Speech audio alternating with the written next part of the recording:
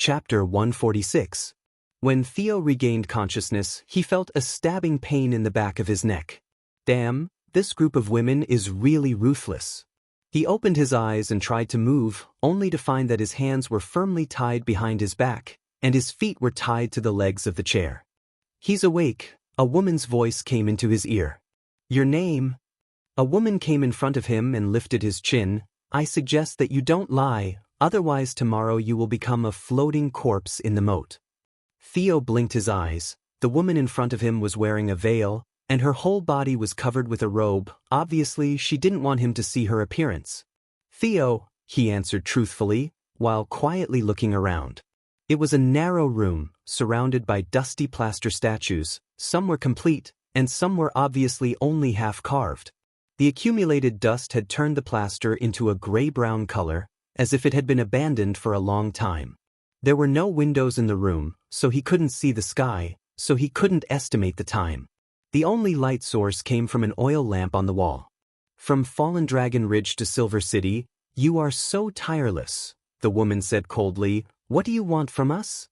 "I'm not looking for you. The Witch Cooperation Association is looking for you."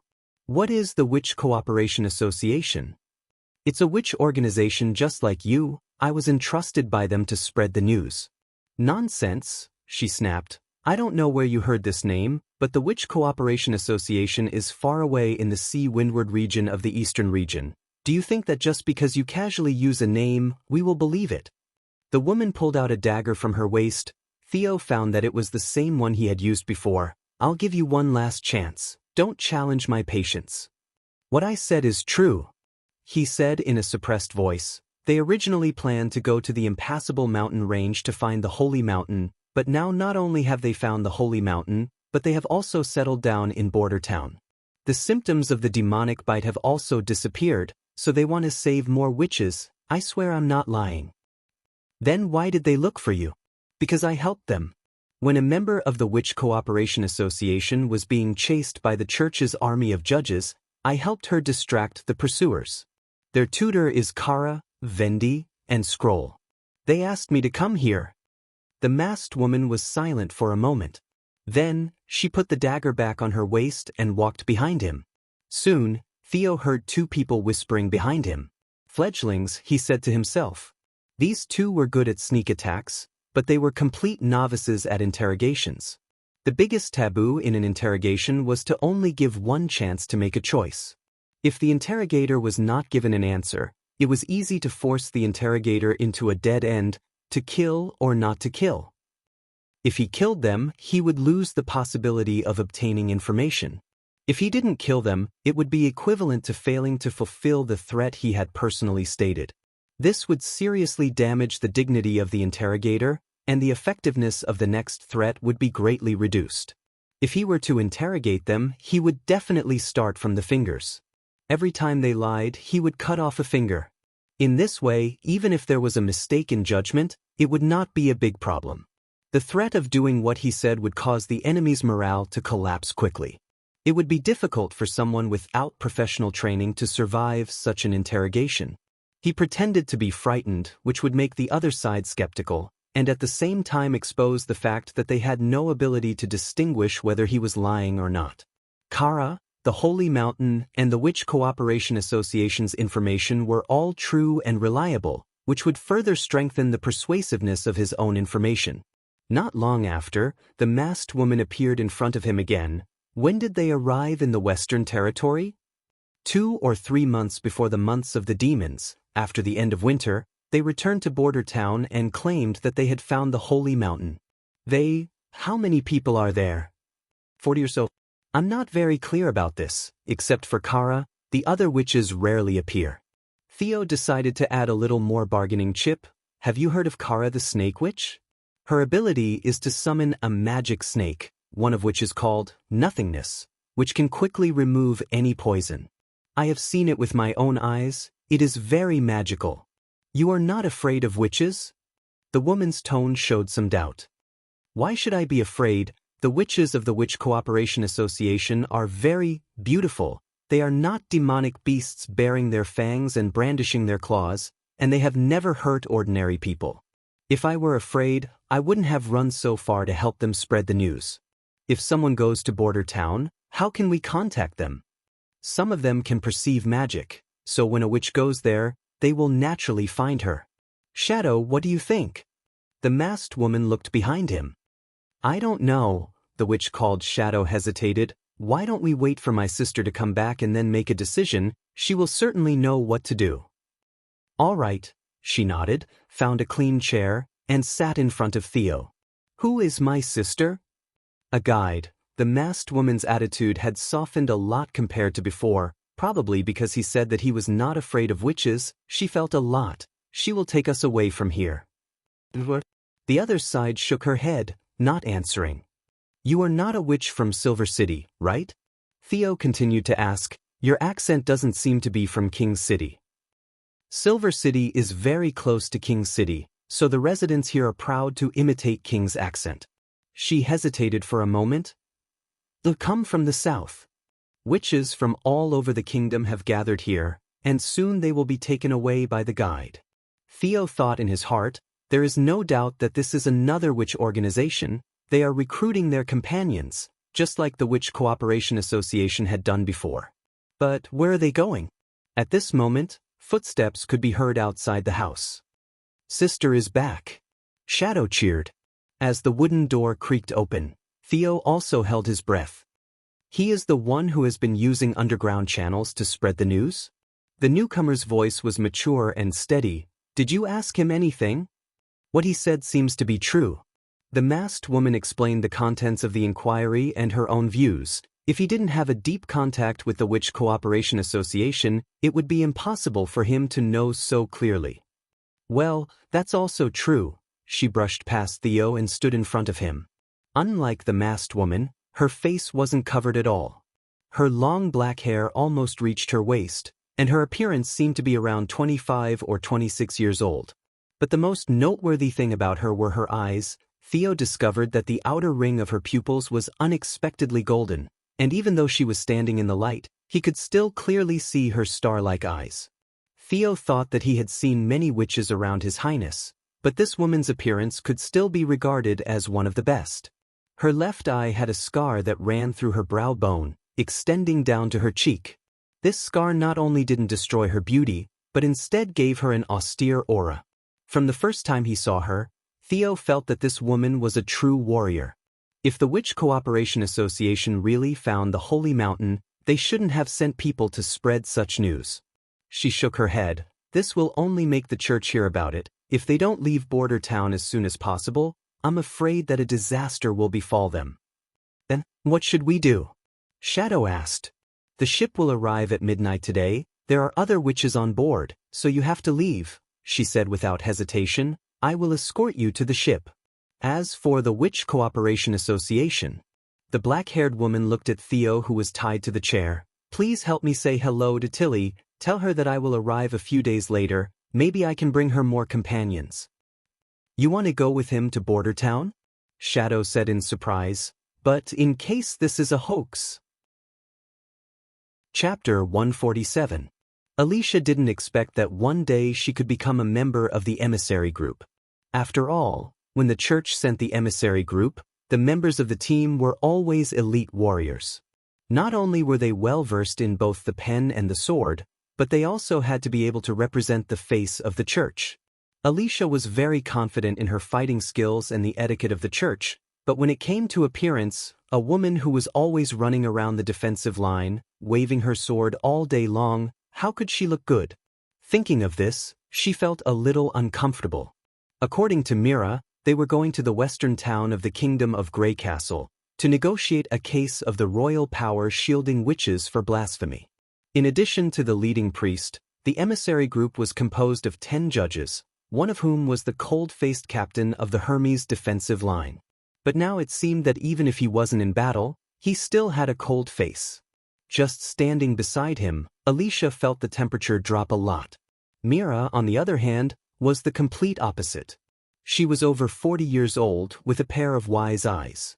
She always laughed and talked about the church's anecdotes. She was knowledgeable, enthusiastic and graceful, Even in front of the archbishop, her elegant demeanor was still not reduced. Alicia had heard more than once that she was likely to become the next archbishop candidate. And to the female warrior's surprise, as a civil official, Myra's horsemanship was not much worse than the other judges. For the past 2 days, she had been leading the team to the front, from the forest to the town trail. She was able to maintain the speed of the horse while reducing physical consumption. This kind of skill could only be mastered by the judges who had been trained for a long time. "Aren't we going south?" After leaving the Hermes boundary and entering the kingdom of Grey Castle, someone in the team asked.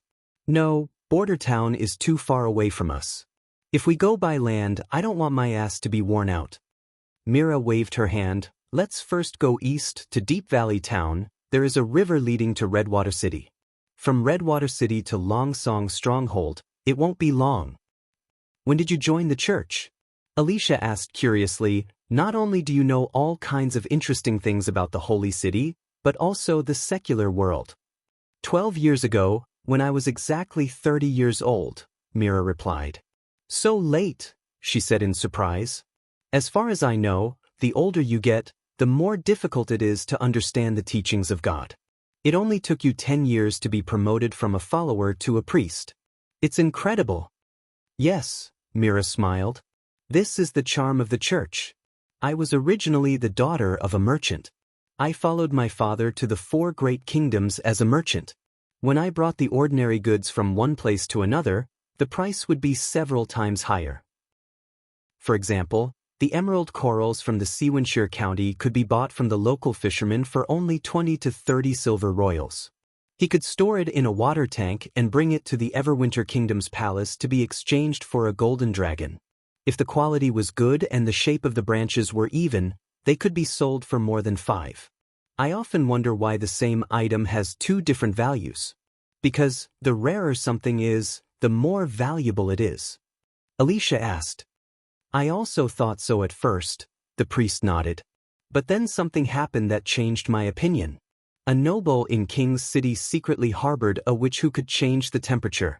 He thought of all kinds of ways and finally raised the corals from the Seawanshire County in the cold King's City of Everwinter. He transformed the basement of the courtyard into a huge pond with a skylight at the top. He harvested the corals about once a year, and each harvest was more than the amount we could get from 10 round trips. And this long trade route, my father would only travel once a year. So the emerald corals on the market increased. He not only sold them to the palace, but also to the great nobles. If the rarer something is, the more valuable it is, the price of the emerald corals should continue to fall. But after only 2 years, the palace refused to accept the low price of the corals, thinking they were all counterfeits. My father sold the corals not only did not reduce the price, but also doubled. As for the nobles who hid the witches, they were caught by the church and burned at the stake together with the witches. But I know, the corals he raised were not counterfeits. They were no different from the emerald corals my father transported. The rarer something is, the more valuable it is not a wrong idea, but there are many reasons to determine the price of goods. This is only the simplest example, because the Palace of Everwinter regarded the emerald corals as a symbol of luxury, artificially setting its value. When more emerald corals appeared, it caused an impact on the rules of the royal family, so on the day of the execution, the queen also celebrated. Do you think these goods are like us in the secular world? Like what? Alicia did not come back to her senses. Like the people under the power of the king, child. Mira said word by word, "We are given a price from birth, but this price is not the embodiment of our true value. We are like these emerald corals. Obviously we are all the same, some are cheap and some are unattainable."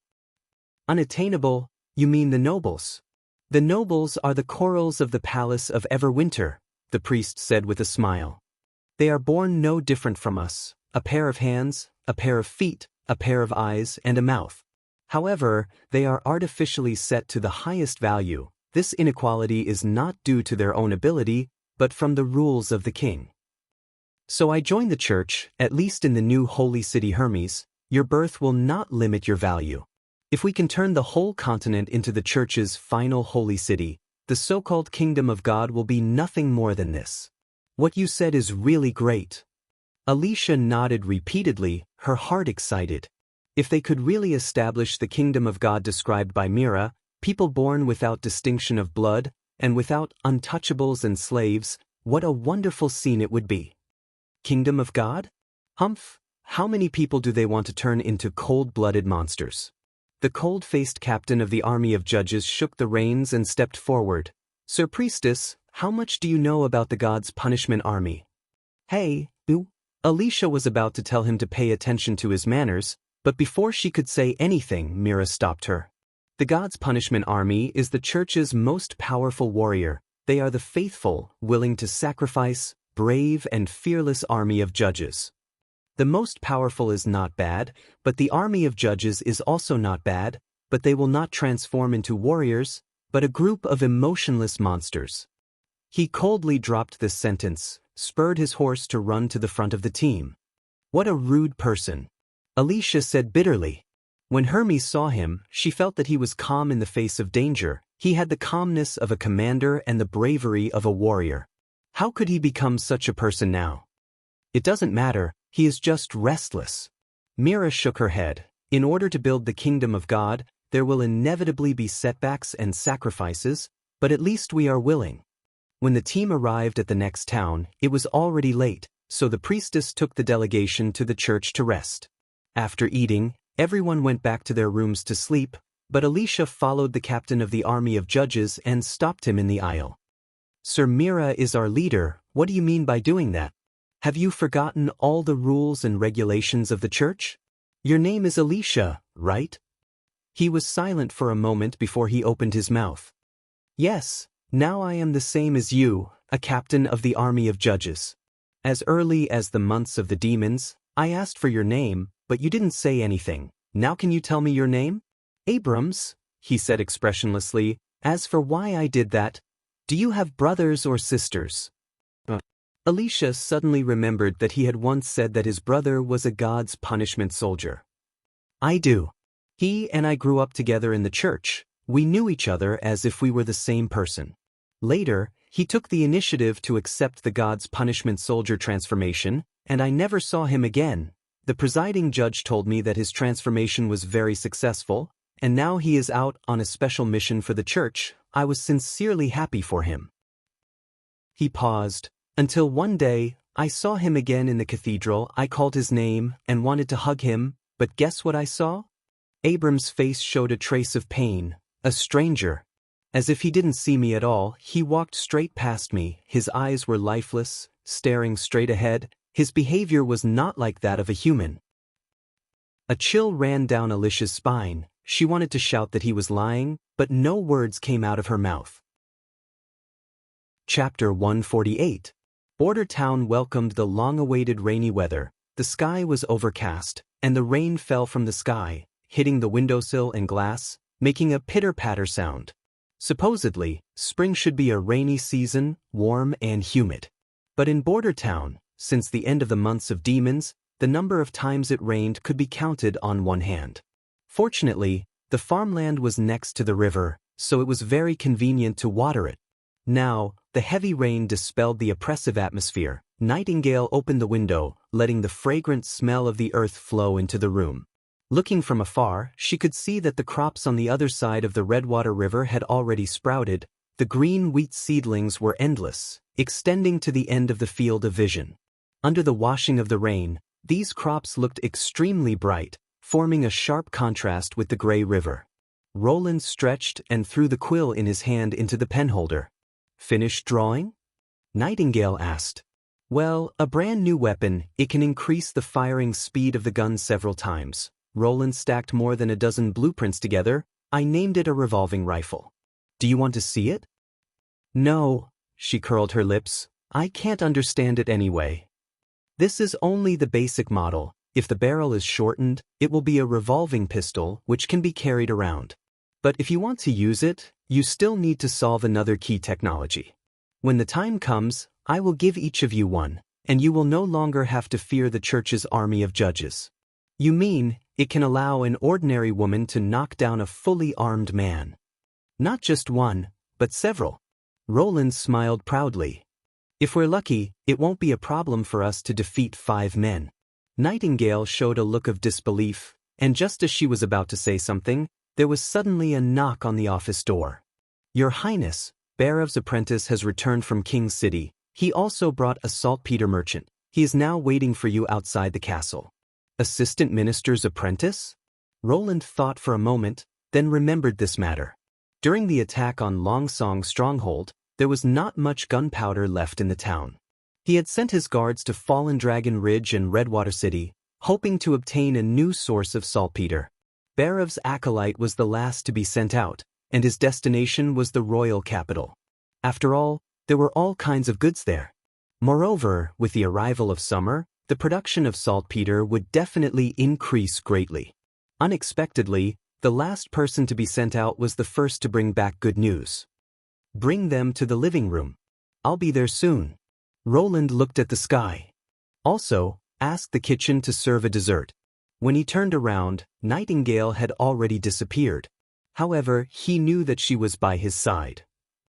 When Roland walked into the reception hall, the saltpeter merchant was also led into the hall by the guards. She took off her wet cloak and straw hat and bowed to the prince. I am Marjorie Farman from King's City. Greetings, Your Highness Wimbledon. Seeing that the person was actually a woman, Roland was slightly startled. The business environment in this era was far less safe than in the future. Not only could they run into bandits and refugees, but there were also local bullies and underground forces in the town. Therefore, female merchants were not common. Like lightning, she had brilliant blonde hair, but her hair was thicker and longer. She was probably in her 30s. Perhaps because she was an ordinary person, there were wrinkles around her eyes and forehead. Her skin was darker and looked a bit rough at first glance. However, judging from her face, she was not a Maujin, but a Fjord resident. Sit down. The prince made an inviting gesture, then sat down in the main seat. You are not from Grey Castle, are you? Why do you say that? Marjorie smiled. Your hair color is very rare in the mainland kingdom. As far as I know, most of the people on the other side of the strait have beautiful blonde hair. I also know an explorer from the other side of the sea. You are really knowledgeable. My hometown is indeed in the fjords, but I have been living there for more than 10 years. Now I live in King's City, so I can be considered as half a Grey Castle resident. She paused. You just left King's City not long ago. Maybe we met somewhere. I am very honored to live in the same city as Your Highness. Sure enough, a successful businessman was very good at talking. Even though he knew that the other party was flattering him, Roland still felt very comfortable in his heart. At this moment, he felt a strong pinch on his right side. Well, at this time, there is no need to judge the authenticity of the truth, Comrade Nightingale. But when it comes to explorers, this is a great title in the fjords. Marjorie went on to say, you may not understand, but the land that the people of the fjords can live on is very rare. There, the sea rises and falls. Some islands will be swallowed by the sea when the tide rises, while others will erupt all day long with flames and smoke. The stones will melt under the high temperature, converging into a dark red river. Only those who open up new channels, or find new suitable inhabited islands, are qualified to receive this title.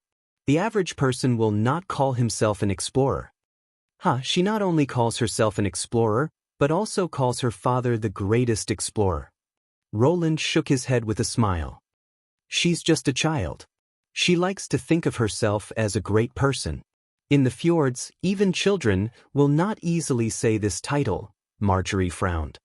Did she mention her father's name?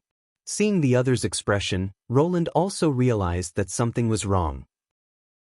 Could it be that the word explorer is the spiritual belief of the people of the sea, so it can't be called randomly? Her father's name is Thunder. Unexpectedly, as soon as he said this name, the other's eyes immediately widened. Do you know Sir Thunder? No, I know his daughter. Why, have you heard of this name? Who in the fjords hasn't heard of this name?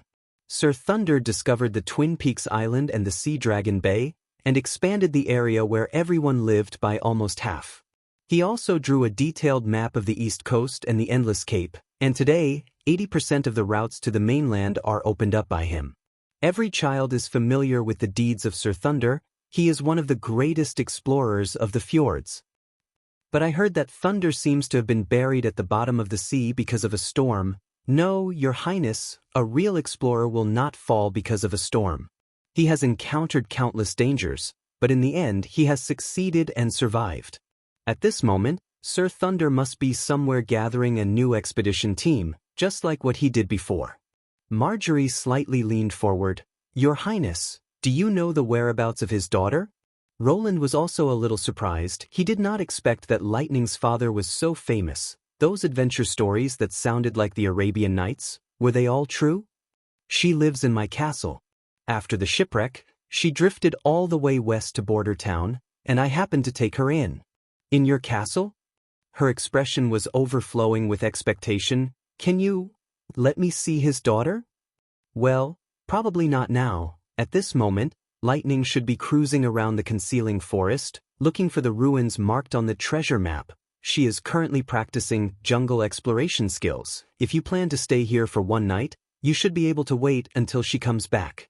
Then I will bother you, Marjorie nodded without hesitation. Can we talk about business now? Chapter 149. Do you specialize in saltpeter in King's City? Roland cut to the chase. No, Your Royal Highness. Marjorie no longer had a formal smile at the moment, and her tone was a bit more intimate. I manage a lot of things, from gems to cloth, from hotels to pubs. In fact, a month ago, I didn't sell saltpeter. It's just that the original owner of the saltpeter field lost everything in my casino, so he had to mortgage the entire field to me. Not only does she sell all kinds of goods, but she also runs a service business. What is this merchant's background? You should know that opening a casino in King's City isn't something that can be done with money alone. He knocked on the table, but Nightingale pinched the middle. This meant that the other side was carrying a god's stone of retaliation, so she couldn't tell whether she was lying or not. Since she couldn't tell, why did she pinch her right side so hard before? Roland coughed twice, resisting the urge to turn around and ask. He had heard that after some merchants from the fjords settled in the Four Kingdoms, their businesses would grow bigger and bigger, and the wealth they accumulated would be unimaginable. After all, the people of the sea were born merchants. With a very adventurous spirit and a keen sense of smell, they were good at capturing business opportunities. Many of them, after becoming rich, were sheared like sheep, and some of them succeeded in establishing a foothold, bribing the local relations, and forming a relatively stable alliance of interests. Could it be that Marjorie is also one of the rich? That being the case, Roland decided to go straight to the point. I need a lot of saltpeter, the more the better. But the western region of the kingdom isn't a hot place, especially the town near the impassable mountain range. Your Royal Highness, do you really need so much saltpeter? She curiously asked. In the outskirts of King's City, I have 3 saltpeter fields, enough to supply a medium-sized city's aristocracy with ice. 3 saltpeter fields. Roland was suddenly overjoyed, but the expression on his face didn't change. I intend to build a cold storage in the castle basement, to store some perishable food. If you give me the right price, I want all of these saltpeter. Since you said so, she nodded, I can ship all of the saltpeter to Border Town, and only charge you 90% of the market price. But what? I don't really want the golden dragon. They're filling up my warehouse. I heard that you have some very special products here. If possible, could you use these to replace the golden dragon? I will be happy to come to an agreement with you. A special product? Roland was stunned. This was the first time he had heard of someone not wanting the golden dragon. Yes, for example, a self-operating black iron creation. Marjorie leaned forward slightly. Your servant said that this thing only needs to be lit to boil water, and it will have amazing power. In fact, it was because of this that I decided to personally come to Border Town. Otherwise, selling the saltpeter directly to the nobles of King's City would be more in line with my interests. The further the transportation distance, the greater the loss I have to bear. What a pleasant surprise, Roland thought. Although he didn't know how Barev's apprentice came to know about the steam engine, it was obvious that this merchant from the King's City was very interested in it. He was very clear how amazing the profits of industrial products were, especially this kind of mechanical product that could only be made by himself. He was originally worried that after Border Town stopped selling the money he had moved from the Duke's mansion would one day be used up. He didn't expect that now an excellent opportunity would be placed in front of him. So that's how it is, the prince smiled. The thing you mentioned is called a steam engine. It can turn the steam produced by boiling water into power. The principle is very simple, but only Border Town can produce it. Does this thing really exist? Of course, Roland said, but it is very complicated to make and quite expensive. If you are interested, you can come with me to see the real thing. I would be happy to, she said excitedly, getting up. In the North Slope mine, Marjorie's eyes almost fell out of their sockets when she saw the ear-piercing roar of the steel monster as it pulled the cart full of stones out of the mine. Your Highness, this is incredible, she said in a trembling voice. I thought that your messenger was exaggerating, but I didn't expect him to say that it was far less than. I'm afraid that even dozens of people together can't compare to this steam engine. The female merchant wanted to take a step closer to see it, but was stopped by Roland. The working steam engine is very dangerous. Don't get too close to it. Do you see the white gas that comes out? As long as it touches you, it will burn your skin. Do you only use it to transport or? Because of the noise, she had to raise her head and ask loudly. There are a total of 2 in the mine. The first engine is responsible for pulling the cart, and the second engine is responsible for pumping water from the mine. Roland replied, in fact, since the success of the development until today, Border Town has only produced 3 steam engines, so I have to use them where they are most needed. But it actually has a very wide range of uses. In addition to what you see, it can also replace the windmill and the water wheel to grind wheat, and it is not affected by the river or the wind. Any place that needs a lot of manpower or animal power, it can come in handy. It can even be installed on a sailboat to drive the oars, so that ships can sail fast without sails. He knew how important it was for the people of the fjords to have a ship that could ignore the wind and direction. Sure enough, Marjorie looked at Roland, her eyes almost shining. You name a price, I want to buy it. This one can't do, the mine depends on it to maintain production. You can first order a few new steam engines, and when the saltpeter arrives, we can settle the account. How much is it? Roland took her to a place far away from the entrance of the mine, where the noise of the machine was no longer so harsh. 500 golden dragon, he said. This price was a bit exaggerated, almost equivalent to the annual income of a knight's territory. The cost of the ore for the steam engine was about 20 golden dragon, plus the smelting, labor, and installation costs. It was only 50 golden dragon. But when it came to business, it was always a matter of bargaining. Then it's a deal. I want to buy 10 steam engines. Roland was startled. 10 of them was 5,000 gold coins. It was almost equivalent to the savings of the Duke of Ryan for 5 or 6 years. They didn't even bargain. Is this how rich people do business? He cleared his throat. Are you sure? This is not a small cost. Moreover, the machine can't be used forever after you buy it. You have to constantly invest money to maintain it. I know. Just like the ship, every year we have to go to the shipyard to clean the keel parasites and algae, replace the sails and cables, and so on. Marjorie said indifferently, what needs to be replaced, I can buy it from you. If it doesn't work, you can also name a price, and sell the maintenance and operation of the machine to me. Roland closed his mouth. There was only one thought in his mind. It was good to be rich. Chapter 150. Lightning was flying over the concealing forest. In her eyes, the world seemed to have become smaller. As far as her eyes could see, the details disappeared one by one, leaving only patches of color. Brown was the earth, gray was the mountains, green was the forest, and blue was the river. Green occupied the majority of her vision. Unlike the bright green grass of Border Town, the green here was a mixture of gray and black, deep and thick. Whether to the west or to the north, she couldn't see the end of this dark green. If she looked at it for a long time, she would feel like she was falling. Lightning had to look up at the sky from time to time, dispelling the growing sense of restraint. Behind her, the gray clouds were very low, covering the peaks of the impassable mountain range, shrouding Border Town in rain and fog. At the moment, She was looking for the ruins of 450 years ago in the concealing forest, which was undoubtedly a great adventure. Half a month ago, when she heard the task Roland gave her, Lightning immediately patted her chest and agreed. Unlike the snake magician Kara, who didn't want to let go of the ancient book, His Highness Roland repeatedly told her that this drawing could only be used as a reference, and told her to pay attention to safety. It didn't matter if she couldn't find it. This made the little girl very happy. She knew that what His Highness said was right. Even if it was a castle, after more than 400 years, it would be swallowed up by the plants growing everywhere, gradually turning into a pile of dust. But she still wanted to find this place. Determining the position of the six-pointed star was equivalent to determining the position of the holy city of Tequila. After hearing the ins and outs of the matter, Lightning naturally understood what Tequila meant. There, she was likely to help His Highness discover the real reason why the church broke out with the demons.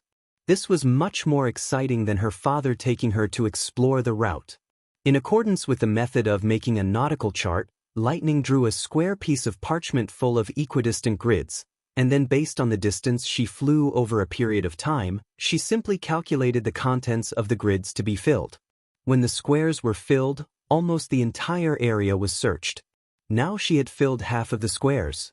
The rain clouds were approaching faster than Lightning had imagined. The little girl could even faintly hear the rolling thunder in the clouds. She lowered her altitude and flew towards the forest below. At this moment, a grayish-white shadow flashed past the corner of his eyes. Startled, she pulled her body to a stop and floated in the air. She turned around and scanned the area she had just passed. Nothing was found. Was it an illusion? Lightning thought about it and decided to fly around the area again. This time, she lowered the height even more. The forest was no longer a block of green. Mottled tree trunks, forked branches, and leaves of different shapes. Details separated from the color blocks and once again returned to Lightning's eyes. Dozens of breaths later, she suddenly saw a small portion of a white stone pagoda hidden beneath the layers of branches. The entire top of the stone tower had been cut off, causing the tower to be covered by the forest. It was very difficult to see it from the sky. If she hadn't been hiding from the rain clouds, she might have missed it. Lightning's heart beat violently. Was this the location of the ruins indicated on the map? She circled around the stone tower and didn't find anything unusual. She decided to get closer to see what was going on. After landing, the little girl found that it was not appropriate to call it a white stone tower. Its surface was covered with vines and moss, and when she looked closely, it had turned into a grayish-green color. The tower was slightly tilted, as if it had been hit by a huge force. There were scattered stones around, which were similar in material and color to the stone tower. They should have come from the broken top of the tower.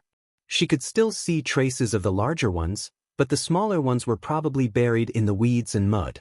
The whole stone tower was quite large, and the area of the bottom of the tower was comparable to His Highness Roland's castle. A man-made object like this would usually have a basement. Logically, at this moment, she should record the location of the ruins and then return to Border Town. The various adventure stories in her mind also reminded her that it was not a good choice to break into the ruins that had been dormant for hundreds of years. Even the gas sealed underground could kill her. But Lightning found that she couldn't move her feet at all. Her curiosity kept nagging in her ear, "Go in and take a look, just take a look." She looked up at the sky. The originally clear sky had now become gloomy and dark. Obviously, a heavy rain was coming. She told herself that it would be very uncomfortable to fly when it rained. "I'll go to the tower to take shelter from the rain and take a look. If I find the basement, I absolutely won't go in alone."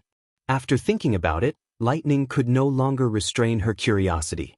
She walked to the entrance covered with vines, pulled out a knife from her waist, cleared a small hole for her to pass through, and climbed in. The wooden door had long been corroded, and she smoothly entered the tower. Because the top had been lifted, she could see clearly without a torch. Lightning circled the bottom of the tower, but found nothing. Obviously, the exposed items and traces had been erased by time. Except for the broken walls, there was nothing left on the ground. She also found a gradual hole in the wall, which should have been used for a staircase, but the staircase itself had disappeared. The passage to the basement was very conspicuous. It was in the southwest of the first floor, facing the entrance of the stone tower. Lightning suspected that if she followed this direction toward the barbarian land, she would find the holy city of Tequila recorded in the ancient books. At this moment, tiny raindrops fell from the sky and dripped on Lightning's nose. She slowly walked into the underground passage, turned a corner, and a wooden door appeared in front of her. Although it was not completely corroded, it looked so broken that it would fall apart at the slightest touch. Soon, the light rain outside became a downpour. The pitter-patter of the rainwater hitting the ground gradually became from chaotic to inseparable. Although there was no rain in this place, the water quickly flowed down the stone steps. In order to avoid getting her shoes wet, Lightning let her feet off the ground and slowly floated up. Suddenly, she vaguely heard a shout, mixed with the sound of the rain. It was almost impossible to distinguish. This sound suddenly made her hair stand on end. The little girl panicked and looked around. In the narrow passage, except for a few scattered withered vines, there was nothing else. With a faint light from the outside, she opened her waist bag and took out a portable torch and flint, wanting to light a fire to take a closer look. But at this time, the shout sounded again. This time it seemed to come from the wooden door behind her. Lightning could not help but tremble and quickly turned around. The torch slipped out of his hand and fell to the ground, splashing water everywhere. This time the voice seemed a lot clearer. She could vaguely distinguish that it was a woman's voice. Was there someone in the basement? This thought made her back break out in a cold sweat. How could this be? The stone tower should be a relic left behind more than 400 years ago, and it was located in the depths of the concealing forest.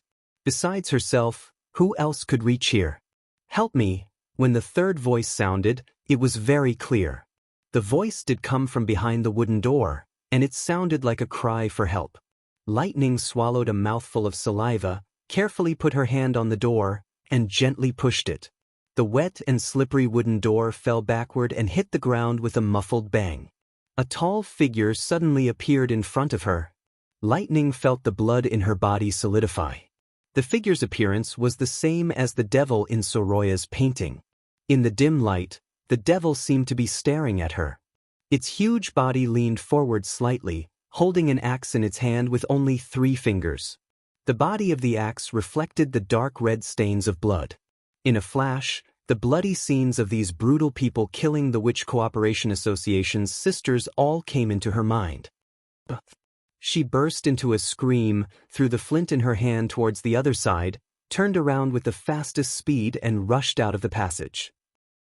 She flew directly into the rain and fled in the direction of Border Town. Lightning did not notice that the flint hit the devil's chest, making a crisp sound. The place where it was hit had a circle of fine cracks, and then quickly spread until it covered the whole body. The devil's body collapsed under these more and more cracks, turning into a burst of white dust that disappeared with the wind. Chapter 151. After visiting the steam engine, Roland and Marjorie returned to the castle office and continued to discuss the details of the trade contract.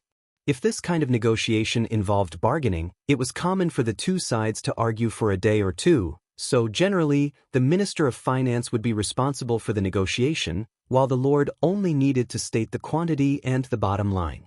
However, since the other side had already finalized the price, Roland could save a lot of effort. I expect that the next time I come, it will be a month later, and at that time, 3 single-masted ships full of saltpeter will arrive with me. The female merchant quickly wrote on the parchment, calculated at 90% of the market price, it is worth about 315 golden dragon. At that time, the town will be able to produce almost 2 steam engines. Roland deliberately lowered the number, which is 1,000 golden dragon. You can use the golden dragon to make up the difference, or you can use other goods to replace it. What kind of goods do you need? Iron, copper, lead, and green vitriol, he said, they are all common minerals. But for the first 3, I don't need ore, but smelted metal ingots. In addition, I also need 10 sets of crystal glassware. As for whether or not it is carved, whether it is a kettle or a wine cup, it doesn't matter, but it must be the best products produced by the King's City's alchemy workshop. If the price exceeds the difference, I can make up for it or deduct it from the next month's cost of the 2 steam engines. You think of me as your exclusive merchant? Marjorie chuckled. Although I don't operate a mine, I know a few people in the same trade who specialize in or trading. It's just that I never expected that such a desolate border could contain such a huge business opportunity. There are only a few nobles living here, but we have to consume a lot of saltpeter. This town was originally built for the North Slope mine, but we still have to buy minerals from outside. This is simply not in line with my business common sense. Your Royal Highness, your territory is incredible. One of the major characteristics of industrial production was to swallow a large number of raw materials and export the finished products. Roland spread his hands. The town will ask for more in the future. I think we can reach a long-term agreement. At this moment, Marjorie's eyes suddenly widened, and she looked behind Roland in surprise. The latter was stunned, and subconsciously turned his head, only to see a drenched Lightning clinging to the floor-to-ceiling window, her hands clutching the glass, her face full of panic. Her face was pale, and her hair stuck to her forehead, with water droplets constantly dripping down from her hair, as if she had just been fished out of the water. Roland quickly got up and opened the window. After Lightning flew into the room, she threw herself into Roland's arms. Her panicked expression immediately relaxed, and her body softened as she fainted. Nightingale, quickly call Nana. He anxiously said. Yes. A reply came from the empty side. What was going on? She shouldn't have encountered demonic beasts or demons in the air. Could it be that the other party also had the ability to fly? Roland roughly examined Lightning's body. When he found that there were no obvious injuries, he was slightly relieved. Your Royal Highness, is she the Lightning you mentioned? Marjorie covered her mouth, slowly approached the prince, and carefully looked at the little girl in his arms. Roland's heart thumped. Damn, how could I forget her? He shouted towards the door, Sean. The guard answered and entered the office. I'm sorry, Ms. Marjorie, I can only ask you to stay here for a while. The prince stood up with Lightning in his arms. Take this King City merchant to the guest room on the first floor. Without my order, don't let her out. What? No, Your Royal Highness, please wait. She suddenly realized. I have no malice towards witches, not to mention that she is Thunder's daughter. I will not go to the church. I'm just in case, Roland interrupted. Later, I will come to you to verify. Your Royal Highness, she woke up. Nightingale opened the door and said. Roland nodded and followed Nightingale into the bedroom. The bucket next to the bed was still steaming, and the soaked clothes were casually hanging on the edge of the bucket. A group of witches surrounded the bed. Vendi was sitting on the edge of the bed, gently combing the little girl's still wet hair. Lightning's previously pale face was now a little rosy. She reclined on 2 pillows, the quilt was pulled up high, and only half of her head was exposed. Her eyes were staring straight at Roland. How is the situation? She's not injured. She's in a coma due to the exhaustion of her magic, Nightingale replied. Vendi helped her wash her body and carried her into the quilt. She woke up not long after. He walked to the bed and smiled at Lightning. What happened? Why did you fly back in a panic in the rain? I found the ruins, she muttered in a low voice. But there are demons inside. This sentence made everyone's complexion change. Did you go inside? Scroll asked. No, Lightning shook her head and told them what had happened. The demons were guarding the basement door, and there were people inside calling for help. But I was too scared, and only thought about running away. I didn't think of a way to save her. She shrunk her head into the quilt. Am I not qualified to be an explorer? No, you did a good job, Roland comforted her. A good explorer knows how to judge the situation and won't deliberately put themselves in danger. You couldn't save her by yourself, so running away was the right choice. Is there a witch in the stone tower? Vendi pondered. Except for witches, no one can reach the depths of the concealing forest. Witches also won't go there, Scroll shook her head. It's a ruin from 450 years ago. If you don't have a map to guide you, finding the location of the stone tower in the vast forest is as difficult as ascending to heaven. Unless what? Roland asked. Unless someone has been living there, Scroll slowly said. You mean that they didn't set out from the kingdom, but from 450 years ago, they have been continuing their descendants there, living in isolation? The prince rejected this speculation in his heart. Living in the virgin forest, what kind of concept was that? Elusive beasts, all kinds of terrible insects and poisons, without a stable source of food. Even Bear Grylls couldn't live in the forest for a long time. What's more, this world also had several months of snowy winter, coupled with demonic beasts and demons running amok. Settling in the concealing forest was simply suicidal. He looked at Lightning. Are there any signs of human habitation near the ruins? The little girl shook her head. Maybe there is more than one map, Soroya said. Maybe there are people like us, also looking for the whereabouts of Tequila. No matter what, we can't help them, Leaf sighed. Except for Lightning, no one can quickly go to the stone tower. I'm afraid we won't know the real situation until we go there, Roland touched his chin. In short, it's good to be able to come back safe and sound. Tonight's classes will be stopped for a day. Everyone should have a good rest. When the time comes, the puzzle will naturally be solved. Leaving Lightning's bedroom, he said to Nightingale, Next, we still have a problem to solve. Chapter 152. Outside the window, the sound of the rain had basically stopped, and the clouds were dyed red by the setting sun. Roland pushed open the door of the guest room on the first floor, and saw Marjorie walking back and forth in front of the fireplace, looking quite uneasy.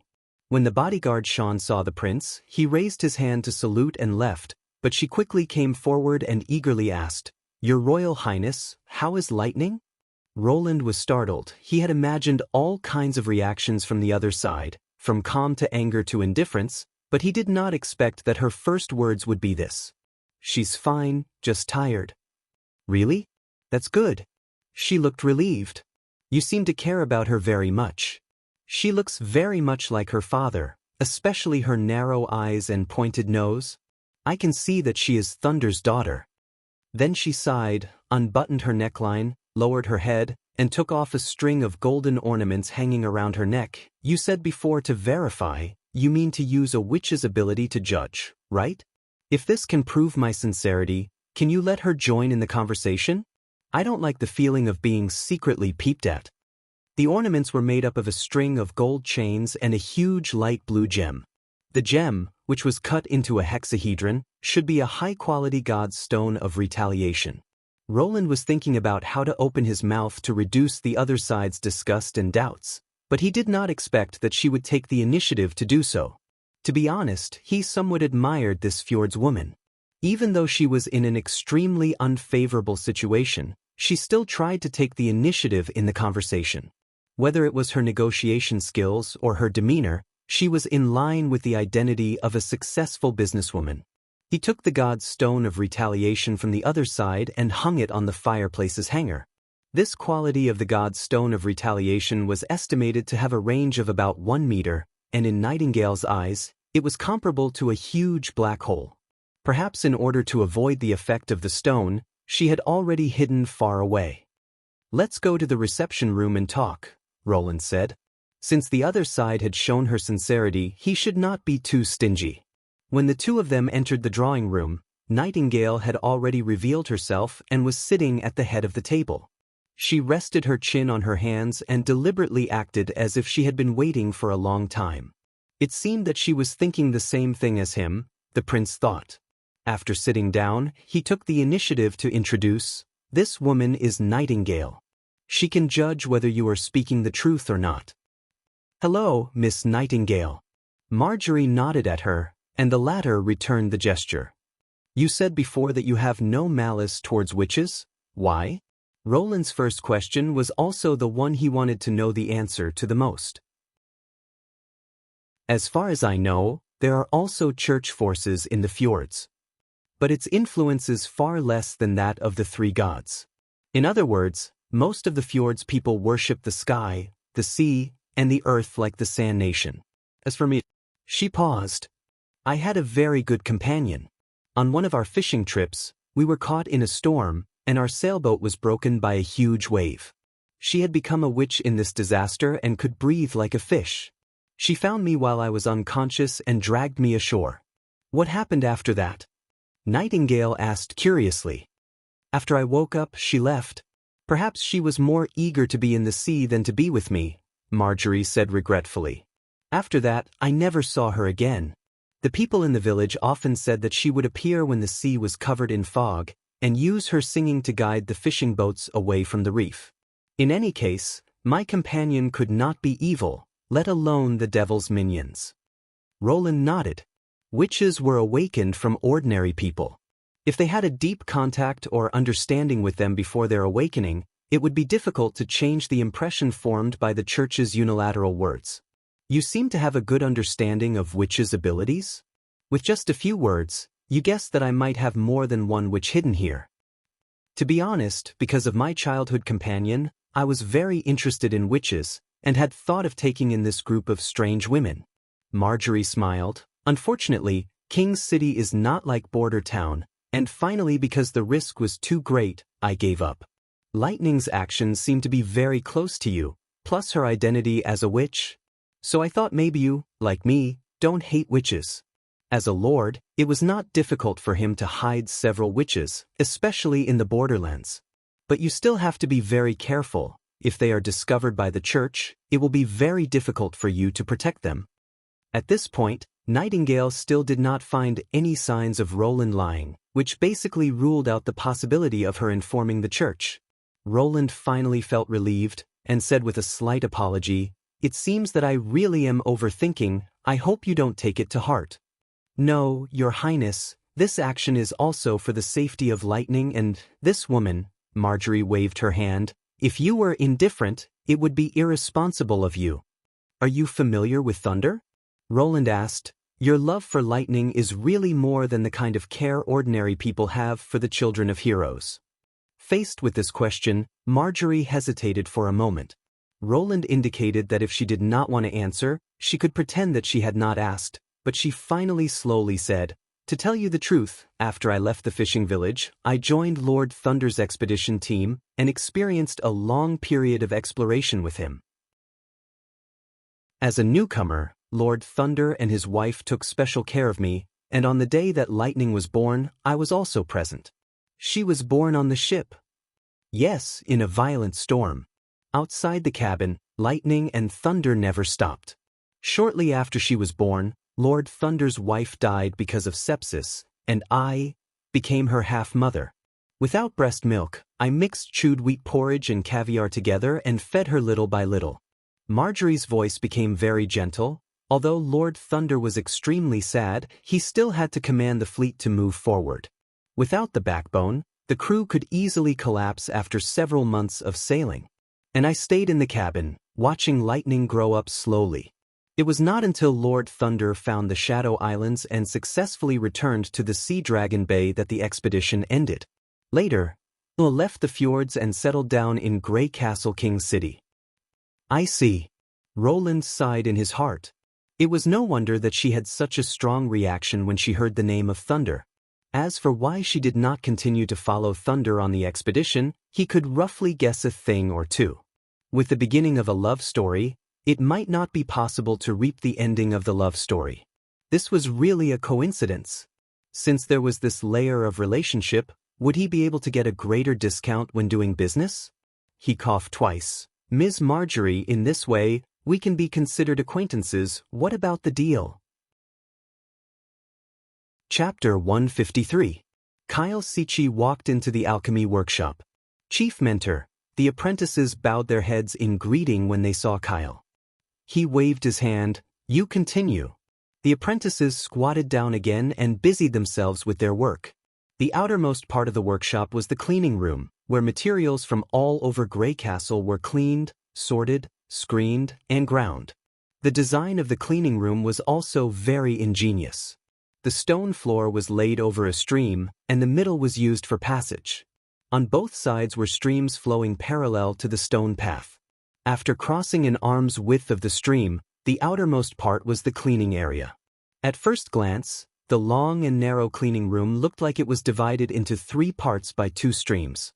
Light shone through the holes in the windows on both sides of the wall and reflected on the stone floor and the stream, forming long light spots across the room.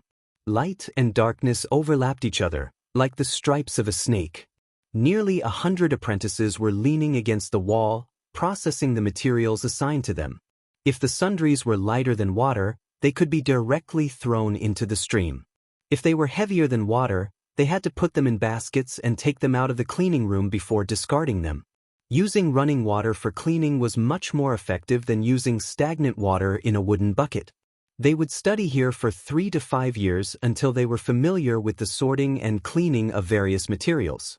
Only then would they have the opportunity to be selected as apprentices by the mentor and move to the next room. Kyle stepped on the alternating light spots and walked into the refining room in the core area of the alchemy workshop. When he opened the door, his line of sight suddenly became clear. 12 giant wooden pillars transported from the concealing forest supported this extremely spacious room. There were windows on all 4 sides of the stone walls, and even the roof was equipped with a patio and shelter, making the room extremely bright. There were 6 wide wooden tables in the center of the refining room, on which a variety of alchemy tools were piled: round-bottomed bottles, glasses, scales, mortars, stoves, crucibles. Each mentor was responsible for managing and using a table, and as the chief alchemist of Redwater City, he naturally used the longest table with the most tools.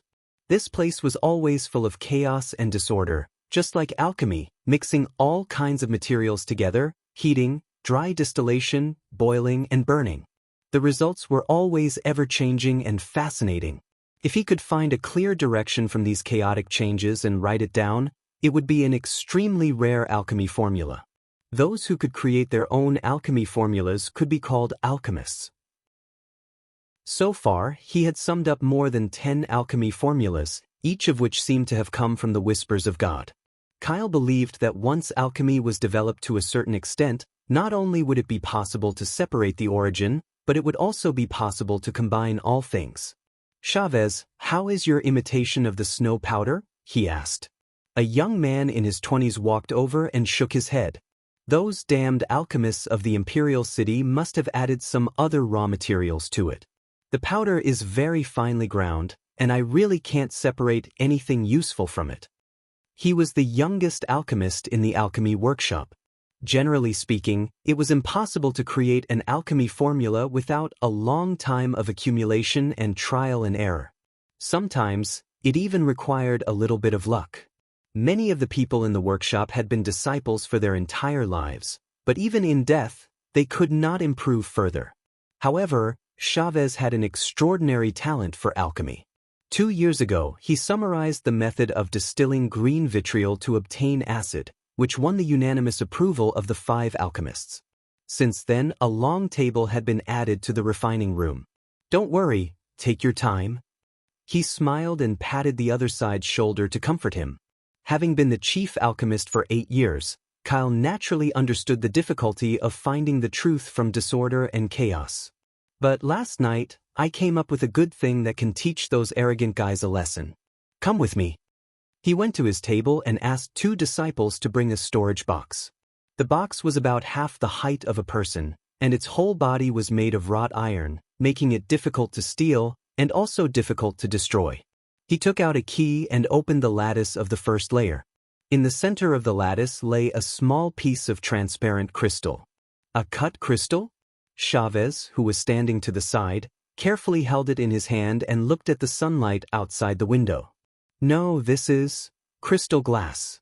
My God, you did it." "Yes," Kyle said with a proud smile. "I really want to see, when those guys see that their proudest alchemy product has been successfully copied by me, what kind of wonderful expression will they have on their faces?"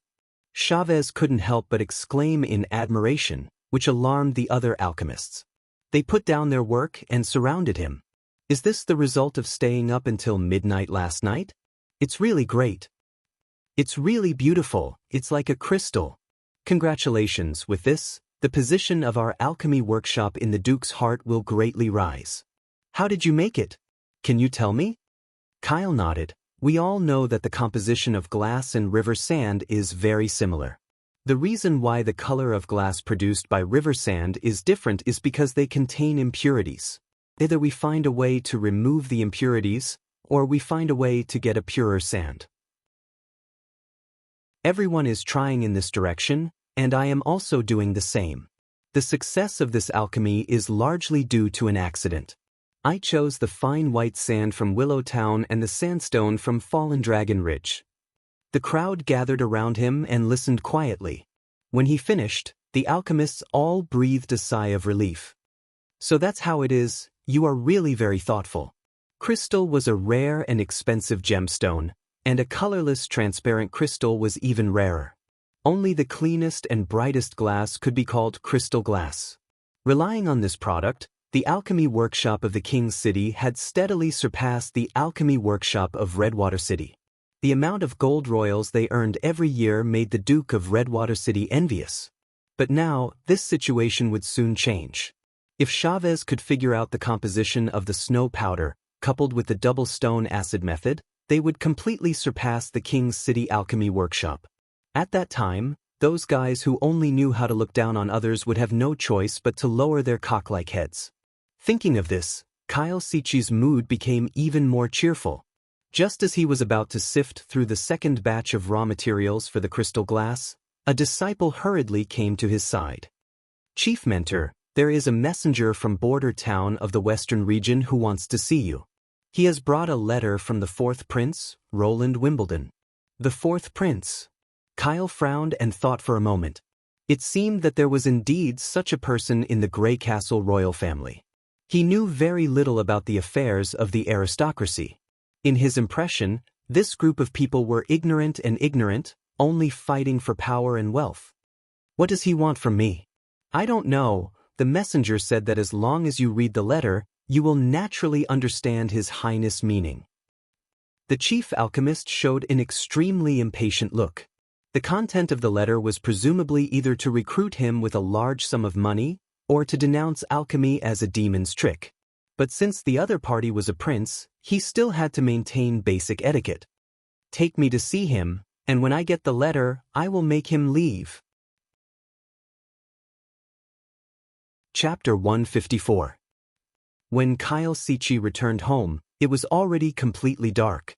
After dinner, accompanied by his family, he returned to his study and wrote the raw material formula and material selection experience of crystal glass into his book, The Door to Alchemy, which recorded his journey from an apprentice to a chief alchemist. It also included all the alchemy formulas summarized by the Redwater City Alchemy Workshop over the years. Kyle believed that with this book, he would be able to leave his name in history. Even after thousands of years, those alchemists would still deeply remember his name. Kyle put down the quill pen and prepared to take off his clothes and sleep until the candle flame was close to the base. Suddenly, he remembered that there was still a letter from the prince that he hadn't opened. Glancing at the candle that was only as long as a fingernail, he decided to use the last bit of time to finish reading the letter. Tomorrow he would verbally reply to the messenger. The small half of the candle tail was only enough for him to write a few dozen words, but it was enough to read a worthless letter. He opened the envelope and found a total of 3 thin sheets of paper. The first page was a common greeting, introducing his title and territory. Kyle didn't even bother to read it and directly jumped to the second page. The content of the second page slightly surprised him. It was neither recruitment nor reprimand, but 5 strange formulas. If he looked carefully, he would find that each formula was composed of 3 sentences. A little interesting. He smiled. Regardless of the prince's purpose, at least he was deliberately mystifying. He glanced at the first line. Nitric acid is produced by dry distillation of saltpeter. Nitric acid, dry distillation, these are all alchemy terms. Wait, Kyle was suddenly startled. Isn't this one of the double stone acid production methods in the alchemy workshop? The acid produced by dry distillation of saltpeter must be collected through a special container. It looks no different from ordinary water vapor and is very difficult to attract attention. But it is very corrosive. Not only can it burn skin, but it can even dissolve some metals. This is actually an alchemy formula? Is it possible that Border Town also has an alchemist? He quickly moved his line of sight to the next line. If the first sentence had shocked him, then the second sentence was inconceivable. It was composed of a bunch of inexplicable symbols. The symbols were juxtaposed together to form two equations. Kyle frowned. He had never seen such a strange symbol before. Further down, the third sentence seemed to be an explanation of the second sentence, including the names and meanings of the symbols. To be honest, he still couldn't figure it out after reading it. Those awkward words seemed to be some coined words. He needed to read it many times before he could associate the words with the symbols.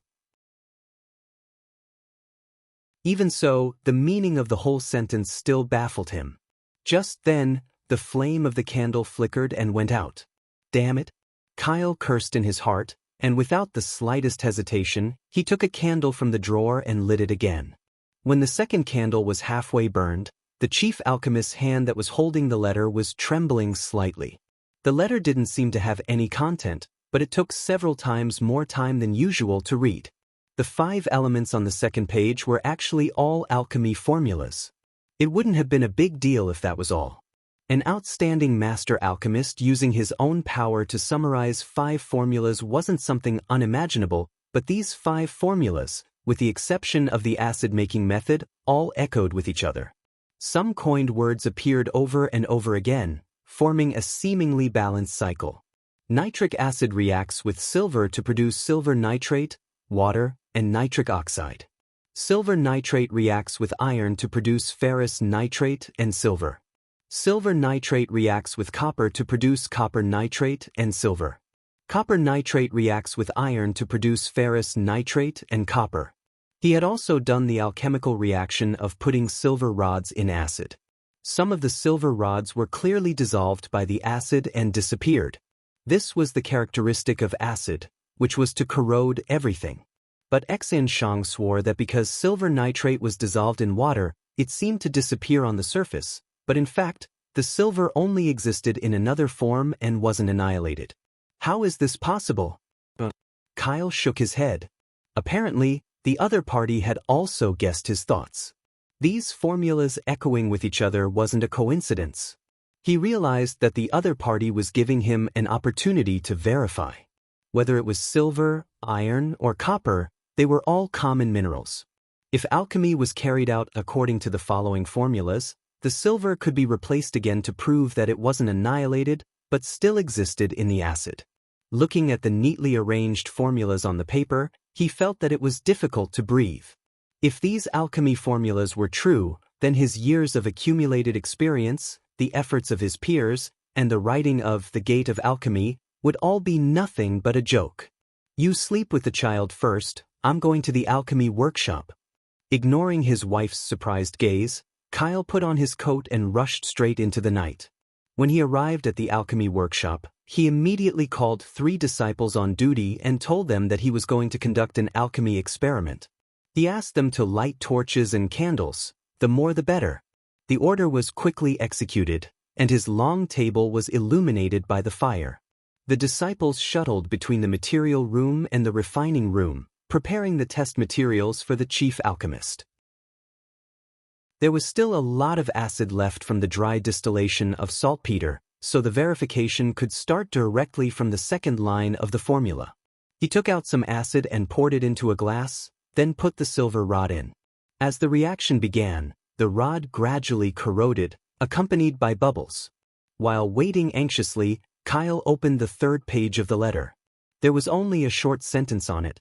I just did a little bit of work. If you want to know more answers, come to Border Town. Damn it, this sentence was the same as not writing. If he could really verify what was written on the letter, no matter what, he had to go see this unknown master alchemist. Otherwise, he would be unable to eat or sleep well in the future.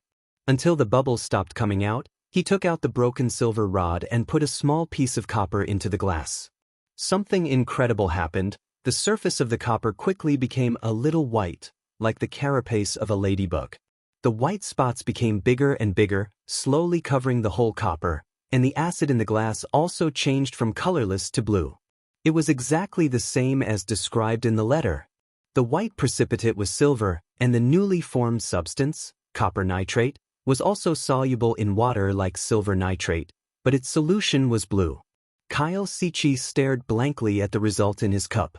The next morning, when Chavez arrived at the alchemy workshop, he was startled by the haggard chief alchemist who had dark circles under his eyes. "Didn't you sleep last night?" He was greatly surprised. "For the second batch of crystal glass?" Kyle shook his head, pulled Chavez to the long table, and asked tiredly, "You are my most proud disciple. I want to ask, what do you think about alchemy?" Just like what you taught me." He noticed that there were some glasses on the table, several of which were filled with different colored solutions, one of which was sky blue, very eye-catching. "Is this the reason why the chief alchemist didn't sleep last night?" Although Chavez was full of confusion, he still honestly replied, "I also feel the same way. The essence of alchemy is to find the truth of the world in disorder and chaos." No, Chavez, I was wrong," Kyle interrupted. "Everyone is wrong. Alchemy is not like this." "Not like this?" Chavez felt that the other side was a bit strange. First, he was alchemy all night long, and now he was asking some inexplicable questions. But before he could ask further, the chief alchemist had already said, "Alchemy is more orderly than you and I can imagine. It can even be said to be rigid, just like 1 + 1 = 2. No matter how it changes, the substance will not increase or disappear." "Will not increase or disappear? What are you talking about? Isn't it common for alchemists to sift and combine some common raw materials to produce incredible new things?" He was puzzled. Chapter 155. Roland received the first purchase order for the steam engine, and the transaction amount was the largest so far. The price of a bare machine was 500 golden dragon. 2 units were delivered in the first month, and then 1 more every month, for a total of 10 units. In the future, technical support, parts replacement, and equipment improvement of the steam engine would require additional golden dragon payments. As for the quality after-sales service and the promise of 3 guarantees, Roland said he had never heard of them. Barav was the most excited about this deal. In his opinion, anything that could increase the income of the city hall, whether it was trade or plunder, was worthy of praise. Carter, Scroll, and Nightingale had all raised doubts about this matter. They believed that it was still too early to sell these powerful machines to outsiders. Currently, Border Town didn't even have enough of them to use. Roland didn't explain too much about this, because he didn't just consider it from the perspective of a lord, but from the position of an industrialized promoter. It was almost impossible to promote the process of social industrialization with one's own strength, even if he had knowledge ahead of the times. The town's ability to digest was extremely limited. If no one bought the manufactured industrial products, they were no different from scrap iron. It was necessary to let more people join in this revolution to set off a wave of new power applications. What could he get by selling the steam engine? Sufficient money, a large number of jobs, and a group of skilled workers. The latter had always been the most important. This was also the reason why Roland kept the output low. After Anna's ability evolved, the production efficiency was not the same as before. As long as there were enough raw materials, she could now cut out a dozen steam engines in a day. But selling such a product was simply selling the machine. If he wanted to drive this industry, he must set up a special team to be responsible for production, assembly, and maintenance. In Roland's plan, he only needed to open a factory and prepare the production tools, such as boring machines, planers, milling machines, and so on, and then hand over the production of the steam engine to the workers. It could be expected that the factory's production efficiency would be low in the early stage, and the quality of the products would be terrible, but slowly, everything would be on the right track. With the mother bed made by Anna, as long as they were familiar with the operation, the output would inevitably rise. The next step was to use the profits from selling the machines to expand the scale of production and train more technicians. The experienced workers gave the town the ability to produce higher quality products, such as steam trains, steam ships, and so on.